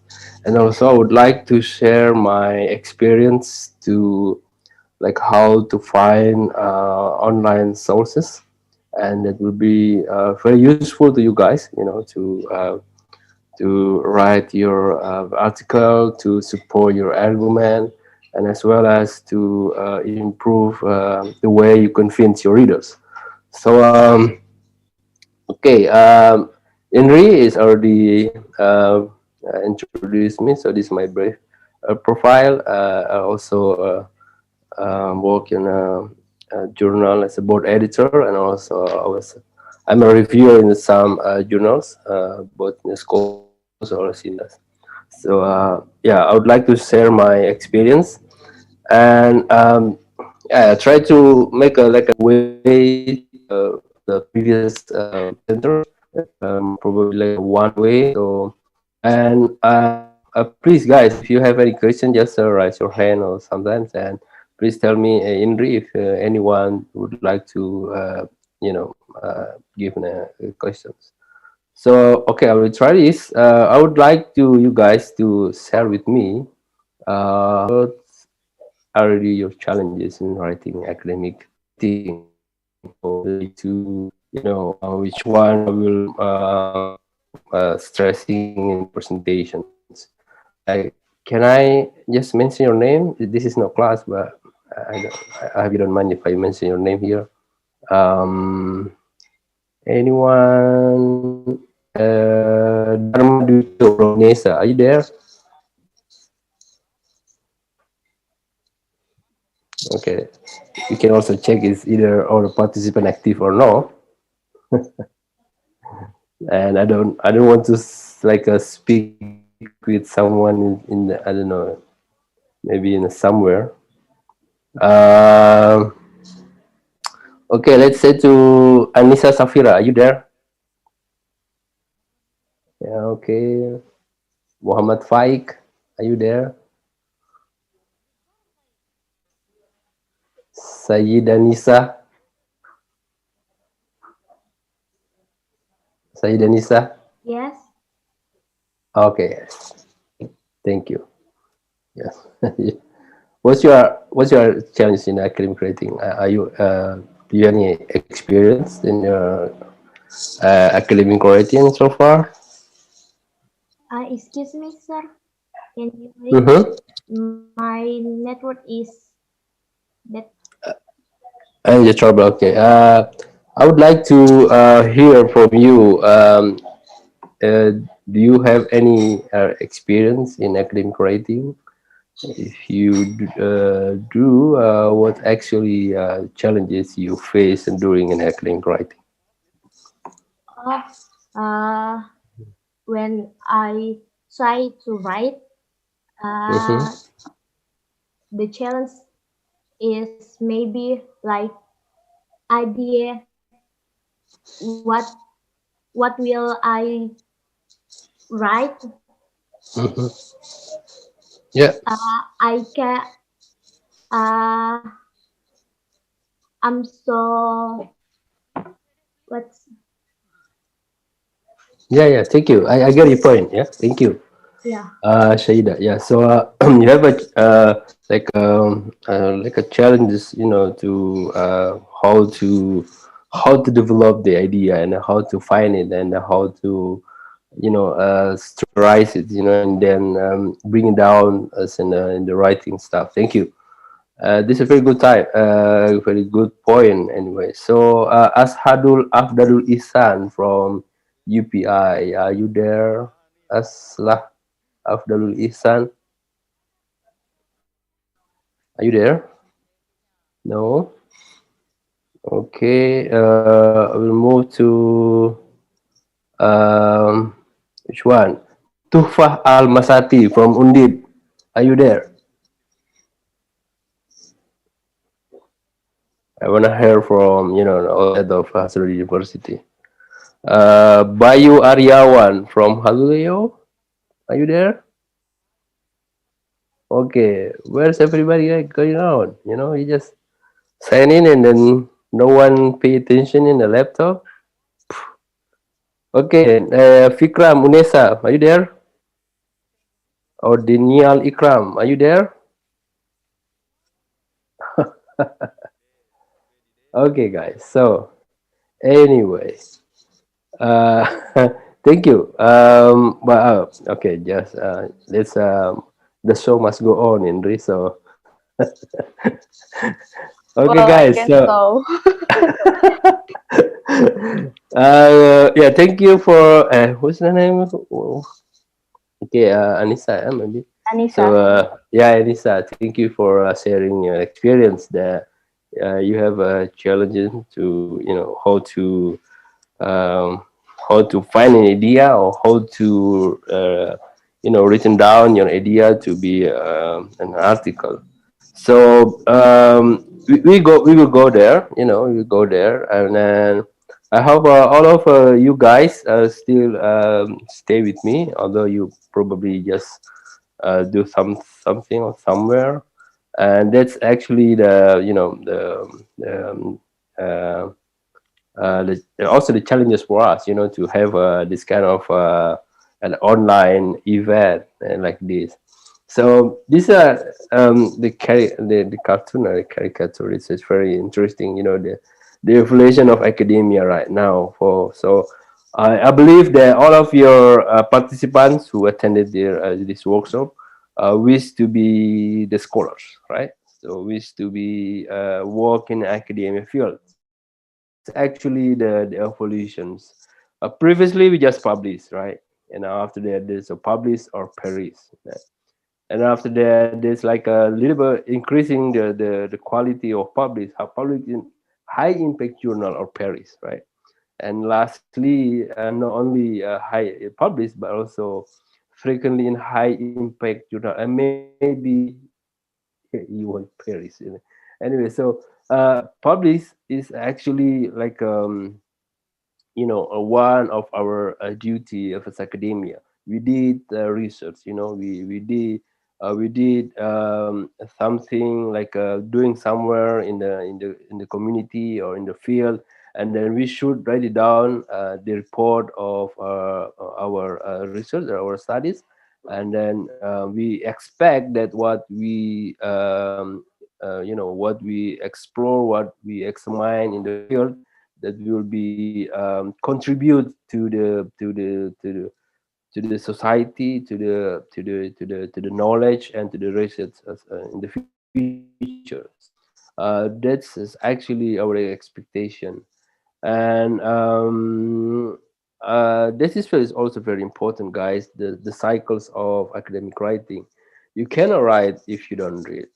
So the best things and the fundamental things you should do is reading. Right? You should read. Right? Because if you don't read, you don't have any idea what you wanna talk about, how to develop your argument, and then what kind of idea you would like to to address and to examine. Yeah. So probably this will be answer the Anissa challenge that um, if you want to have an idea, you should read, right? That's why most of scholars they spend their time at least like 30 minutes a day to read. So you should read books, journal articles, and so on. But if you if you do something that more specific in writing, you should also you should do like a research in the library and online or something, and then you deep you dig deep, and then you can find what actually interesting that you can find, and then you want to explore it, and then that's why you want to do something in research, either in the field studies or probably in the in the library study, so like a desk research or field research. So there are two main type of research, so desk research and field research. So the desk research, like you do it in your desk, you exploring something in an online, or maybe you go to the library, and then you try to compare any idea or previous studies, and then you come up with the new thing, a new perspective, and there's a gap within the previous one, and and then you try to fill in the gap to improve the quality of discourse of academia in your field. So that's why reading is very important. And most of our scholars they read the journal articles. Why is journal articles? Because journal articles is like they have recent studies, so they're always updating studies. There are a lot of things in the journal articles, thousands, maybe millions of journals articles in the in the digital life. But most of them, the quality, the good quality of journals mostly are, it's not free. So you should buy it, or probably your university library should have an access to that kind of publication. So don't worry, I will share with you how to find more sources in the online, either free, or maybe you can pay something cheaper. Anyway, so after you read that, and then you think and you analyze it, and then you try to categorize the sources that you already read.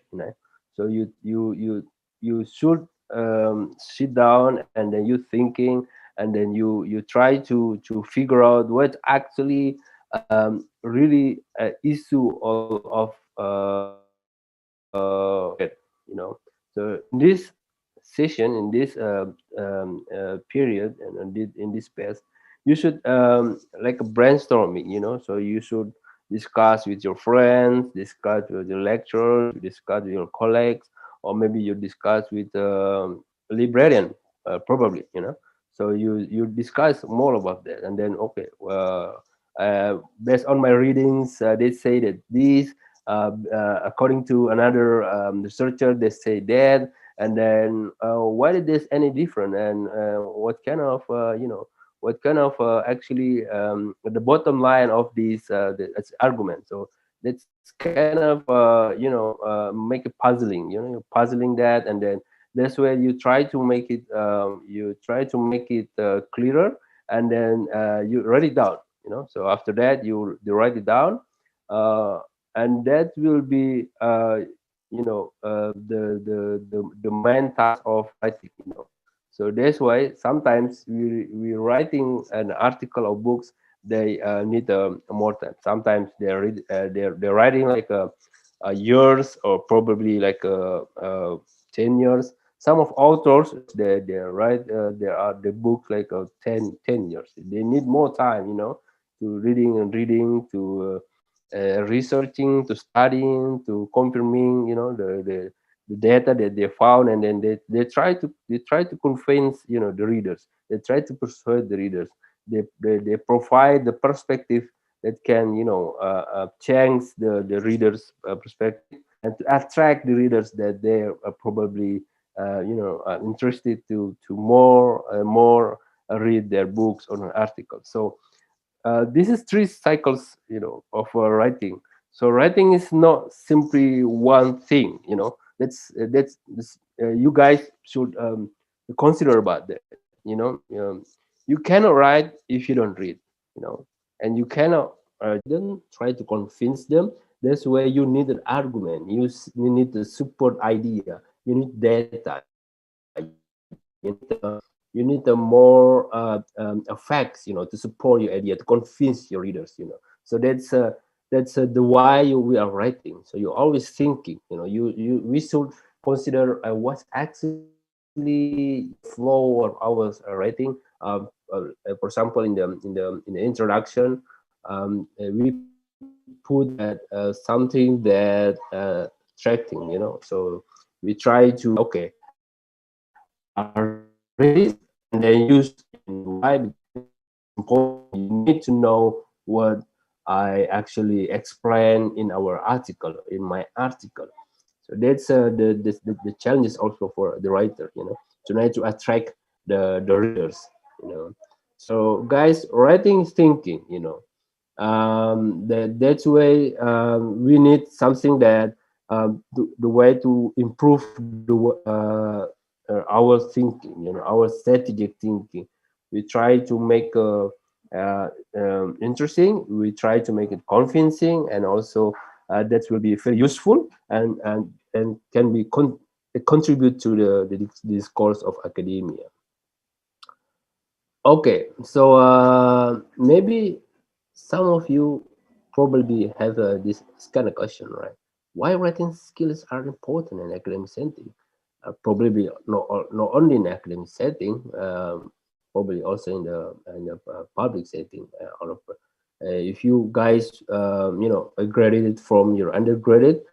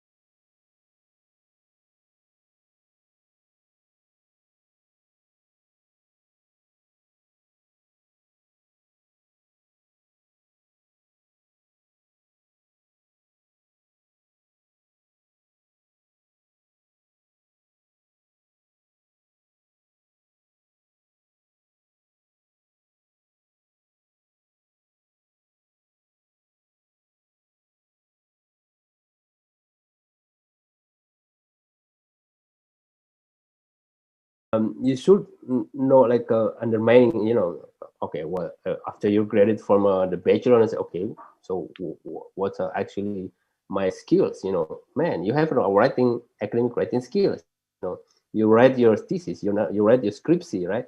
You write your task during your lecture. That's kind of that all of things are the academic writing skills, And the second one, that skills require creativity. You need the creativity, and the creativity are difficult to replace with artificial intelligence right now. That the creativity is something that it's you can develop it from your experience. That's where right now you trains your creativity in writing and academic writing skills. And in the future that will be very important. It will be very important. And these kind of skills are rare skills, and trust me and believe me, they're always open to any competitive job market opportunities. So academic writing skills is very important for all you guys, because these kind of skills are very, very fundamental things. We need creativity. You need something that the research patience, you should more time to read, to dig in the library on the online sources, So that's kind of things. Not only all the people can do that. So that's why academic writing skill is very, very important in the future in any job market. So and trust me, man, if you like not only public in a public organization, even in a private organization, they need academic writing skill, and a proposal in a report, this kind of stuff. So this an example of the requiring academic writing is you need the essay, book review, research proposal, research report, and then also like if you have a project in a private organization, if you want to work in a private organization, you use proposal program, and that's kind of stuff you should write in an academic writing skills. Scientific paper, of course, obviously, because a scientific paper is like a very, very academic writing setting. Academic journals, obviously, and thesis, dissertation. If you want to guys pursue your master either in Indonesia or overseas, you guys always need the academic setting, academic writing skills. And abstract. If you wanna, I don't know, maybe most of you guys will be present in HGSC, yeah, tomorrow.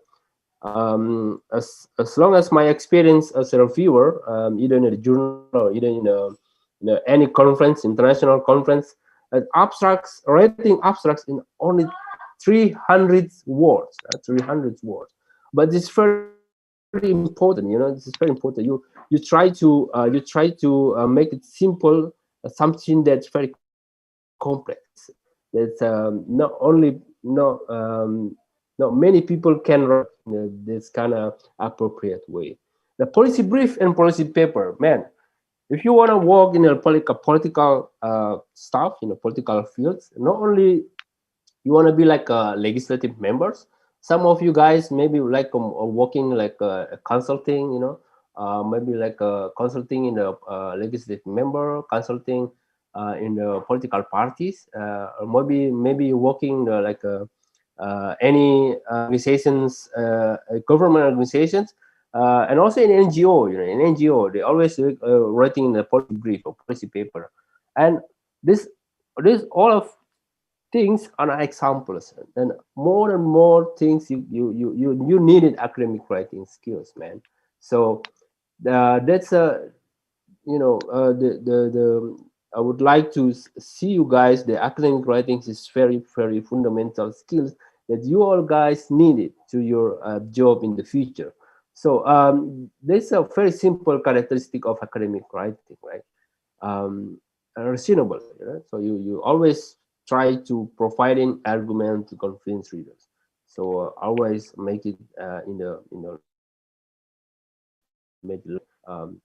they so like make it smoothly, and then try to bring your readers and try to convince him to try to persuade it, thinking some particular you find in the field research. And the narrative, more the script describe the incident you also apply time frame, because the beginning, in this condition, and then they move in the middle, and then in the end. Like if you wanna try to like a policy implementations theory, and then you make it like a what is actually before the policy implemented and after the policy implemented. What's different? That's gonna it's kind of a conditions. There's a narrative state, argumentative and processive. This you try to make it climb and the data, and then you see you present it actually this way, and then there's another perspective to see this, and this data also support it, and you make it a more comprehensive way, and then you try to convince your readers. So um, maybe that's for the first one, and then I will. Oh, okay, yes, okay. Yeah, most of my I told you before, right? The previous speakers already explained that, but I will try to sharing my experience to actually how to find the data that you support your academic writing, right? Okay, what is a credible sources, right? And where can we access it? How many results must be collected? This is very simple question that maybe some of you know, but some of you probably still not really don't have any idea to answer it. So yeah, the credible sources, yeah, textbook, and official website and stuff. Okay, how to find free online sources? Okay, so first of all, like a scholars Google.com. This no man, most of you guys already been there, done there to explore or to find or to dig any sources to support your article. And SSRN, this is actually a very specific sources, and I don't know if one of you guys already been there. And SSRN, mostly of the authors, you can find this article here. If you search it in the scholars, probably you should pay like a $30, to read it. After so this SRN is like a free online sources, and you can access it. And e-resources for the Perpustakaan Nasional, right? So you can also, if you guys have okay, before here. Okay, I would like you guys to share about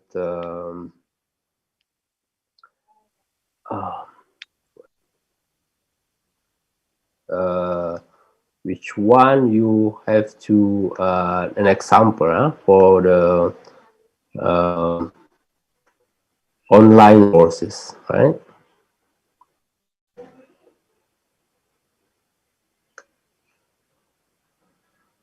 Okay, this is Google Scholars, yeah, Google Scholars. So Google Cendekiawan Indonesian way. So you can like here like e-safety Indonesia, for example, right? E-safety Indonesia, you can find a lot of articles. There are 575 sources here, and actually you can also make it more specific.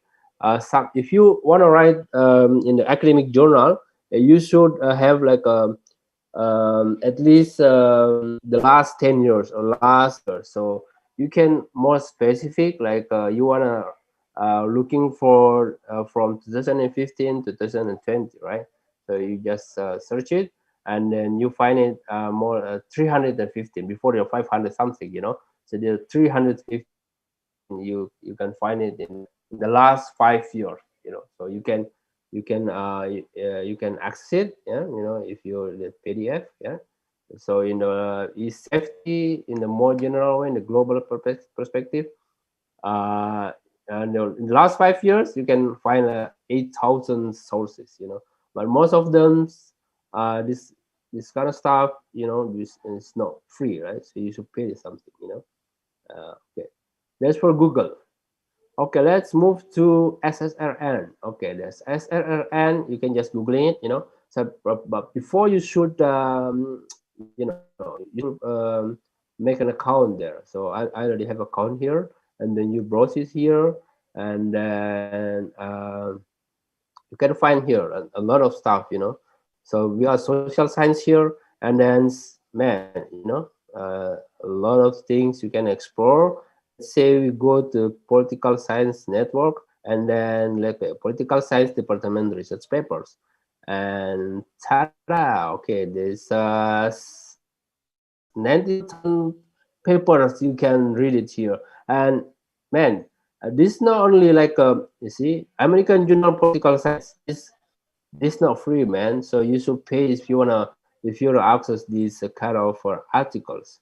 And this open working paper series. So it's not only like a journal articles, it's also kind of a working paper series from and from a lot of authors, And trust me, in SSRN, the the authors who put their works in the kind of website, mostly they are like distinguished scholars, So this is a very specific website, so you can find a lot of sources, and I hope you can find it more like a good quality paper compares to the Google scholars, right? And so the Perpustakaan Nasional, you should also make an account. You should, um, propose something like a member here, and then and then you can access all of kind of sources as well. And another things that BPS, the Statistic Board Center, this is actually also very important, you guys. If you want to write something that academic writing, you should always supporting with the data. So BPS, this is one of the good sources and the main sources of data in Indonesia. You should you should access this, and you should use all of their data. So there's a BPS for in the national. I can also use like a BPS in South Sulawesi, BPS in Makassar, BPS in West Java, BPS in Aceh, this kind of stuff.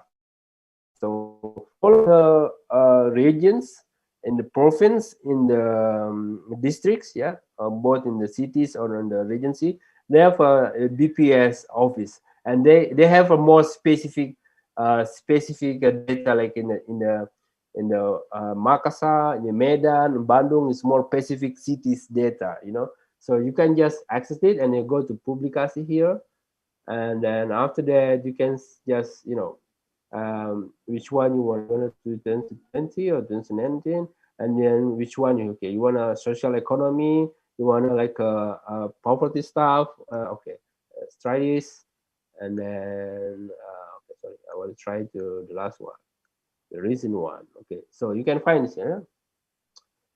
This kind of this is very interesting data.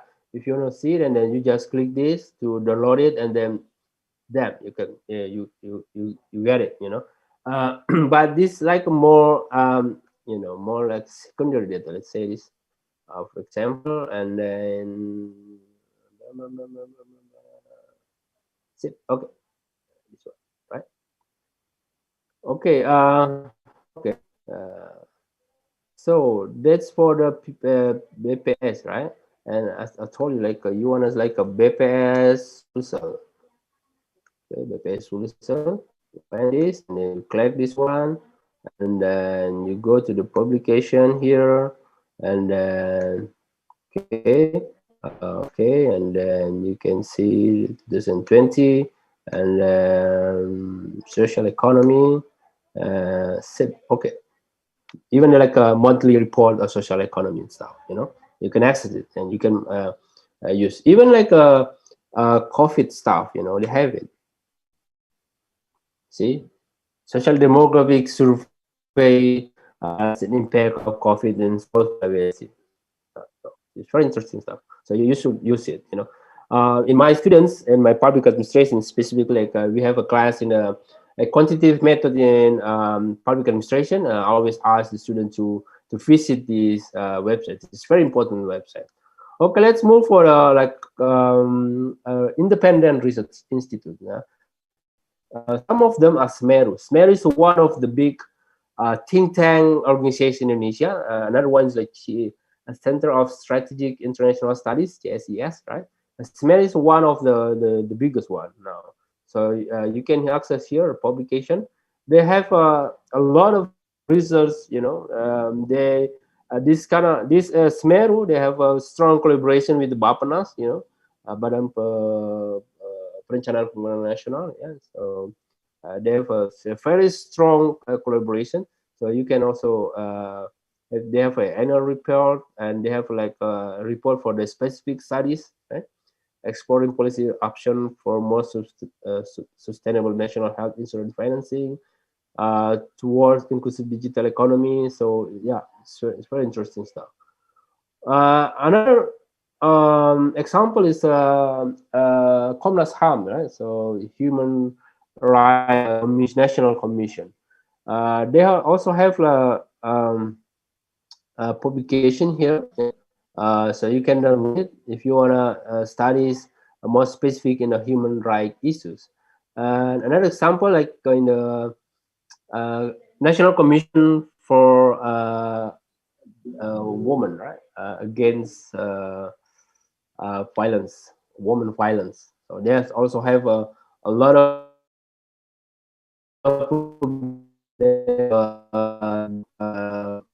monitoring report, like this one. You know, they have a report for the violence against women 2019. So this is very important stuff. You know, very specific report.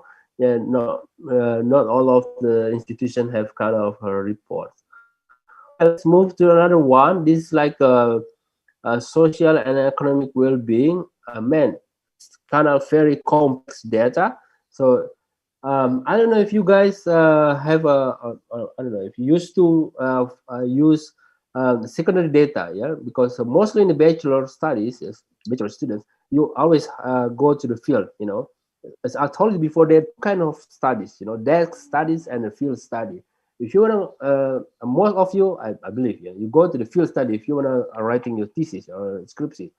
But rest of you going to like using a secondary data. So desk study, you shouldn't go to the field, uh, you know, for example, because COVID or someone, and then you just access the data here. So a lot of data here.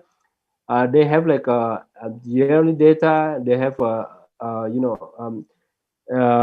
this family life survey home. They have a questionnaires. Is man, it's very a lot of questions, and they have a lot of data. You can if you use like a quantitative method, you know, you try to make exploration about the chi square or something, you know, the correlation or something. You can use this data. So you can see here initial family survey 5, right? So okay, this is questionnaire. You know, you should download the questionnaire to understand what they have to to read or to the data that they have, right? Okay. If you have here, okay. So online here, you guys see it? Are you guys still with me? Yes. Okay, okay. Thank you. And again, question, just raise your hand, and Indra, just let me know. I will jump with that. Okay, so I just try to make you guys that there's a lot of stuff in the online. You can find it. You know, so this is kind of a question they have. It's very specific. You know, so like it's they have any problem with the healthy stuff, or they have a conflict in there. Okay, this okay, uh, yeah. did you work in the last 12 months?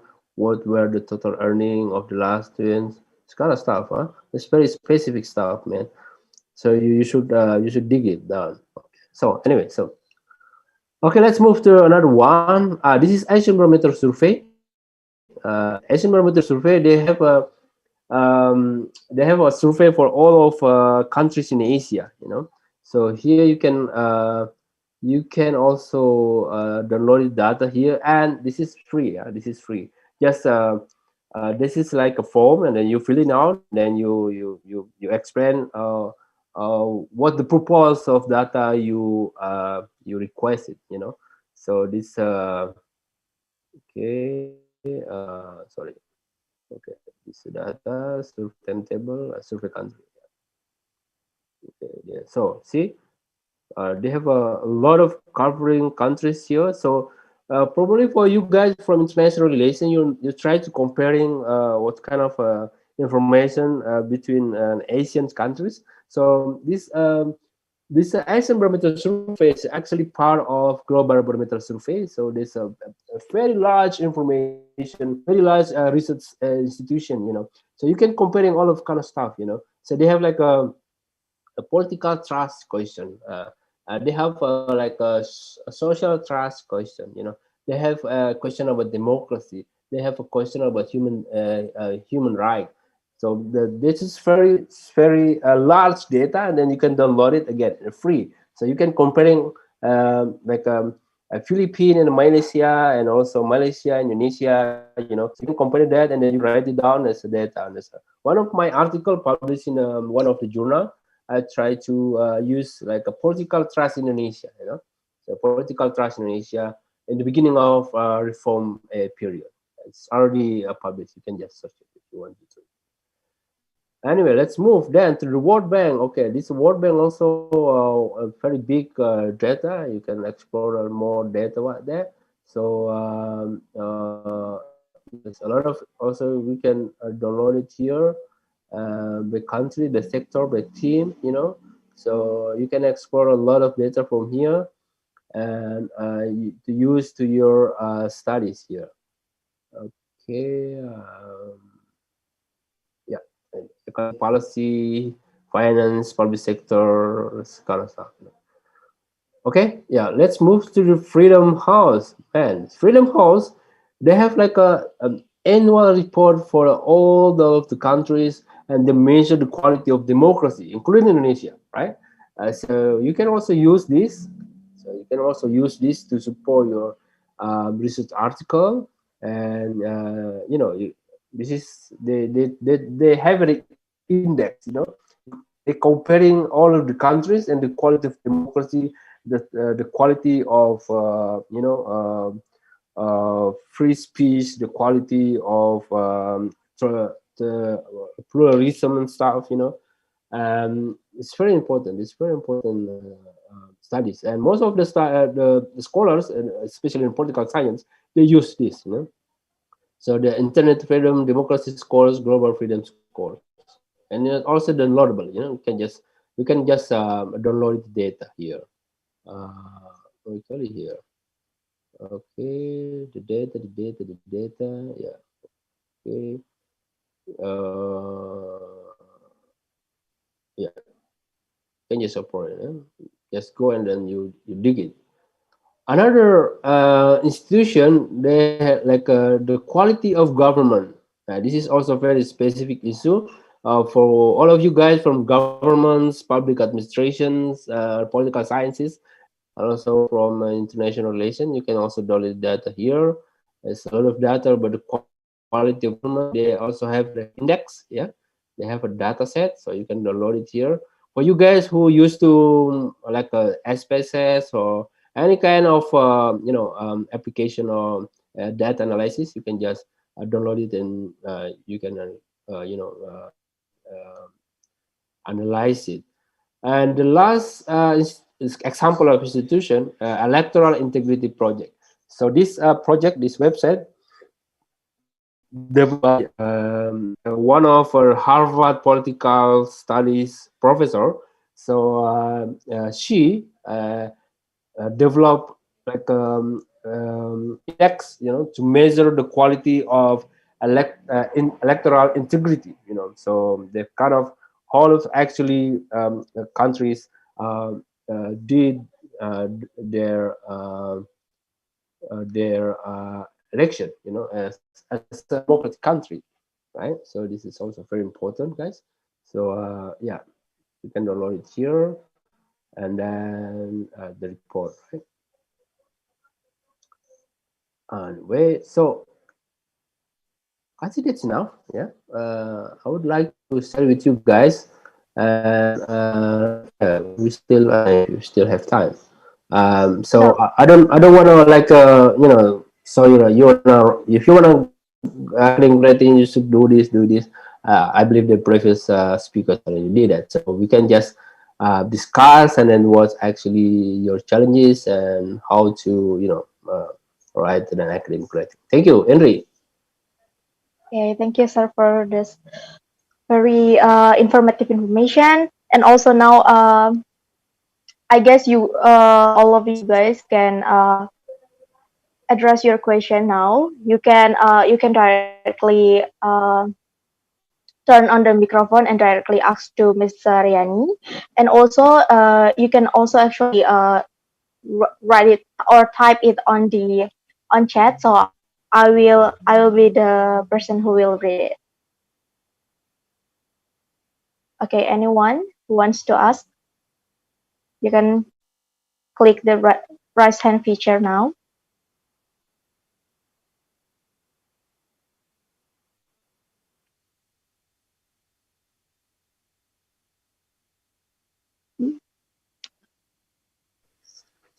Anyone? Okay. Or probably my presentation is more like a more technical way. I don't know. I just try to make it, something that you cannot find it from any sources. So I will try to share my experience about how to find sources, very good sources, website in the internet. Excuse me. Well, okay. Yeah, I have raised my hand. Okay, so can I have a question now? Can I ask a question now? Yes, you can. Okay. Well, by the way, thank you very much, sir, for your incredible session. You densely explained the sources and sites for research papers, and I was so thankful for you for that. But allow me to ask you a question regarding to your experience as a journal reviewer. We know that the time between journal submission to the time it is going to be published, it requires long time and effort. And I'm going to ask a kind of a behind closed door question. Is author's profile really matters to your choice for journals or publication? So if there is a groups of authors consist of lecturer and students, and groups of author consist of students only, which one interests you the most to pave the way for journals publication? Or does it only depend on the quality of the paper regardless of who writes it? Yeah, thank you very much. Thank you, Jalu. Very great question. Based on my experience, the most important one's the quality of your paper. That's best my experience, right? So as a reviewer, we just if we read the articles and previously just scanning out, and then we scan it. First one, we see the bibliography, the reference. Why the reference is important? Because reference, if you cite it like credible papers from the credible journals, that means that you have a strong background. You have a strong argument to your paper, because you cited a very good paper from the great journals. That's more important one, man. So this you should pay attention about that in the bibliography, especially for like I'm reviewing one of journal and the key one in Scopus. As a reviewer, it's very different. When I review like Sintafo in a Indonesian journal and a Scopus in a Q1. As a reviewer, I always spend like 1 or 2 days to research articles that probably the same idea what writers actually written. So I try to make what actually new and what's actually not really important to they already provided. So the quality of papers is very important one. The quality of paper. The quality of paper means that you present the result of your study in a very logical way and very convincing way. And also the method of the use. The method you use is like a very simple method or very complicated. It's not really important about that, but the way you present it and the way you convince the reader is more important one. And, and this is also very important for you guys. That's why thank you, Jalu, for your question. I would like to share. Um, I don't know if you this answering your question, but I will extend that. Um, some of the Scopus journal, if you want to submit your article, you should you should have Orchid ID. Right? You should have Orchid. Why Orchid ID? Because Orchid ID is like the sources of they put all the data from your previous articles.